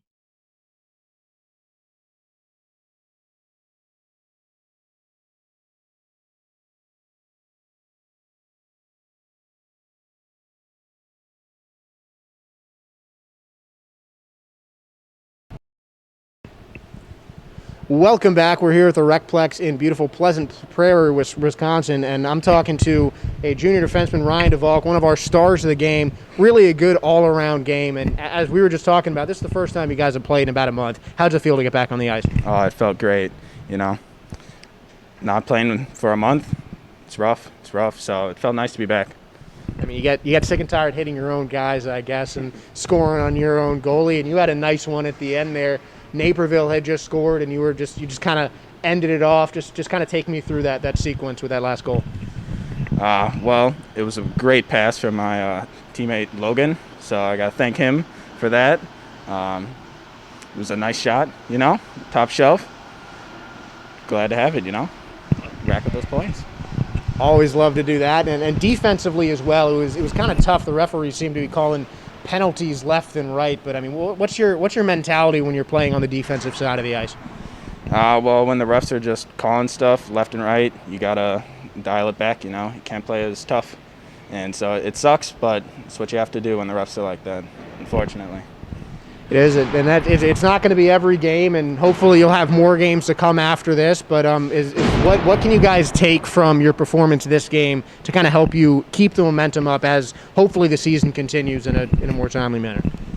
Well, it was great to be back, and we got a couple things to work on. But I mean, you know, it was fun. It was fun to play. Long drive, felt nice to win. Keep up the hard work and practice, and hopefully win more games in the future. We certainly hope that for you as well. Congratulations, and a much easier drive home for Ryan and the boys at Wheaton West. We'll have another couple of player interviews coming back on the post-game show here on Sports Broadcast Solutions. Stick with us. Missing your child's sporting event just plain stinks. But you don't have to worry about that anymore, thanks to Sports Broadcast Solutions.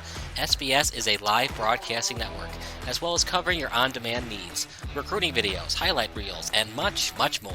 We can broadcast live to any website, and we also post as much on-demand content as you need. For more information about SBS, check out our website at sportsbroadcastsolutions.com. Sports Broadcast Solutions, a broadcasting network for everyone.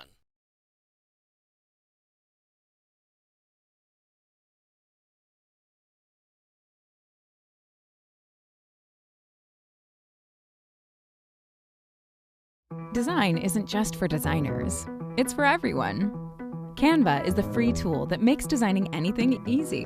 Canva has all my content creation needs covered. It's flexible, fun to use, and free. With thousands of easy-to-use and professionally made templates, Canva helps you create, customize, and share your designs all in a few clicks. The presentations we design with Canva always impress our clients. Plus, anyone on our team can make them. Start designing for free at canva.com.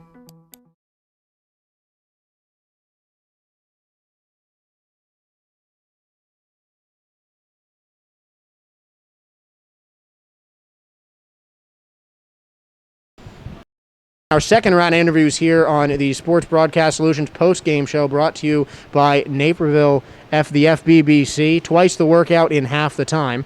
And two of the goals, one of them scored by my friend Tyler Zussman right here. He had the opening goal of the game, and shorthanded, when that's not always easy. Take me through that. It was a nice pass from our defenseman getting it up.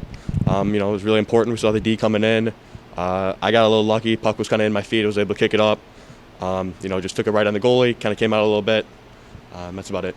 And penalties really were kind of a theme of this game so far. I mean, it's kind of hard to fight through all that action when guys are getting sent to the box left and right.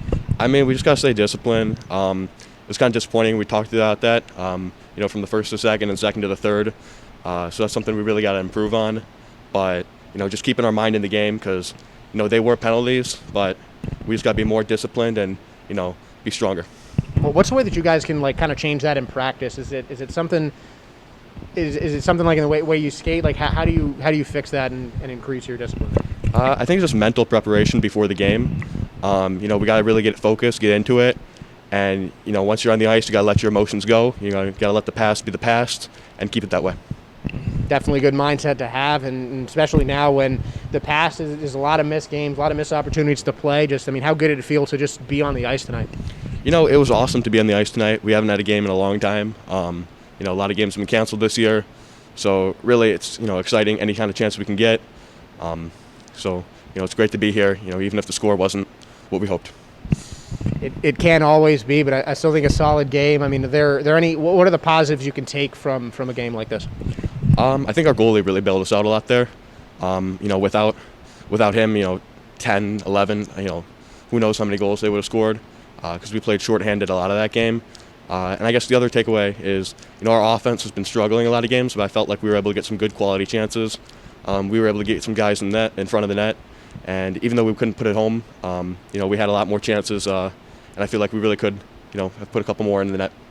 Well, still a strong effort. Not always the result you want, but got to be good to get back on the ice. We'll have our final thoughts on the Sports Broadcast Solutions post-game show. We'll be right back.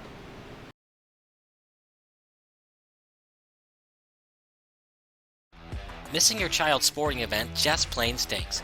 But you don't have to worry about that anymore, thanks to Sports Broadcast Solutions. SBS is a live broadcasting network, as well as covering your on-demand needs, recruiting videos, highlight reels, and much, much more.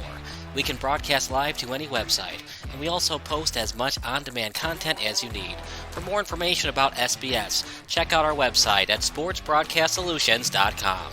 Sports Broadcast Solutions, a broadcasting network for everyone. Design isn't just for designers. It's for everyone. Canva is the free tool that makes designing anything easy. Canva has all my content creation needs covered. It's flexible, fun to use, and free. With thousands of easy-to-use and professionally made templates, Canva helps you create, customize, and share your designs, all in a few clicks. The presentations we design with Canva always impress our clients. Plus, anyone on our team can make them. Start designing for free at canva.com.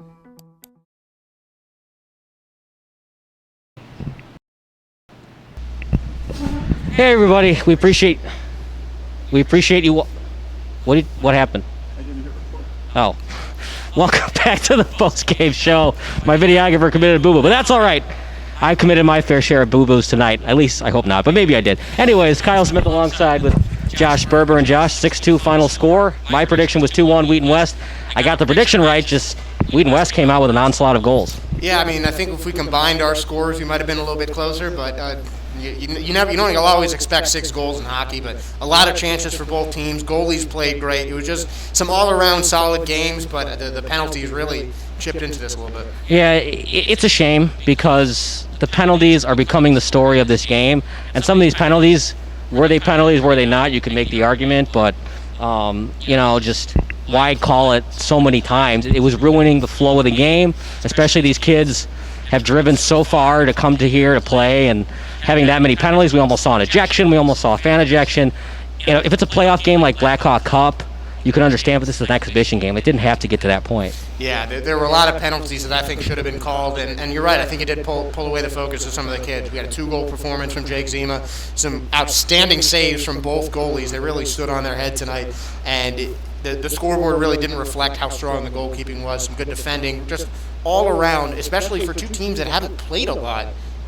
You wouldn't have expected any different. They seem like they're in mid-season form. Yeah, for kids that are watching this broadcast that wonder, do off-ice drills matter? Does conditioning matter? It does matter, because you could see it on the ice. They haven't played a lot of real game action, and it looked like they hadn't, not played hockey the last month or so, because they're conditioned, because they're going to those off-ice drills. They're going to practice. They're working on their conditioning. They're working on staying in the game. They're working on not just conditioning, but not doing that extra stick handling when they don't have to.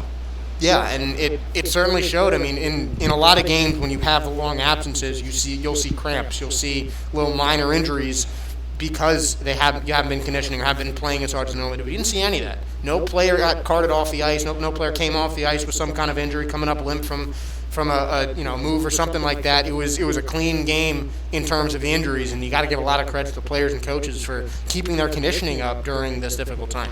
We appreciate you watching this broadcast. We really appreciate Naperville Fit Body Boot Camp for sponsoring tonight. There's really nothing else that we can say. Wheaton West was the better team, and it showed on the scoreboard. A 6-2 win. It was really 5-2 because of the empty net goal at the end there. And one last thing I wanted to talk to you about, Josh, before we end this broadcast. What was up with ending the game with 30 seconds left? I thought that was really just bush league by the officiating staff. Yeah, I mean, at least let the players dribble the puck around to finish that game off. They're the game was over, but there's no need to just end it prematurely. Yeah, we didn't see fights happening. No. We didn't see people going to each other's bench and trying to instigate a fight. So it's a shame that we didn't get to see those last 30 seconds. The game was definitely over, but just kind of the officials made it more about them than about the kids. So Josh, thanks for coming, and we hope to have you again. Oh, absolutely. Great being here. Glad so to be for Josh, yeah, absolutely. So for Josh Sperber, Bob Bilsaway, I'm Kyle Smith. Once again, final score: Wheaton West defeats Naperville North 6-2, and we'll see you next time on Sports Broadcast Solutions.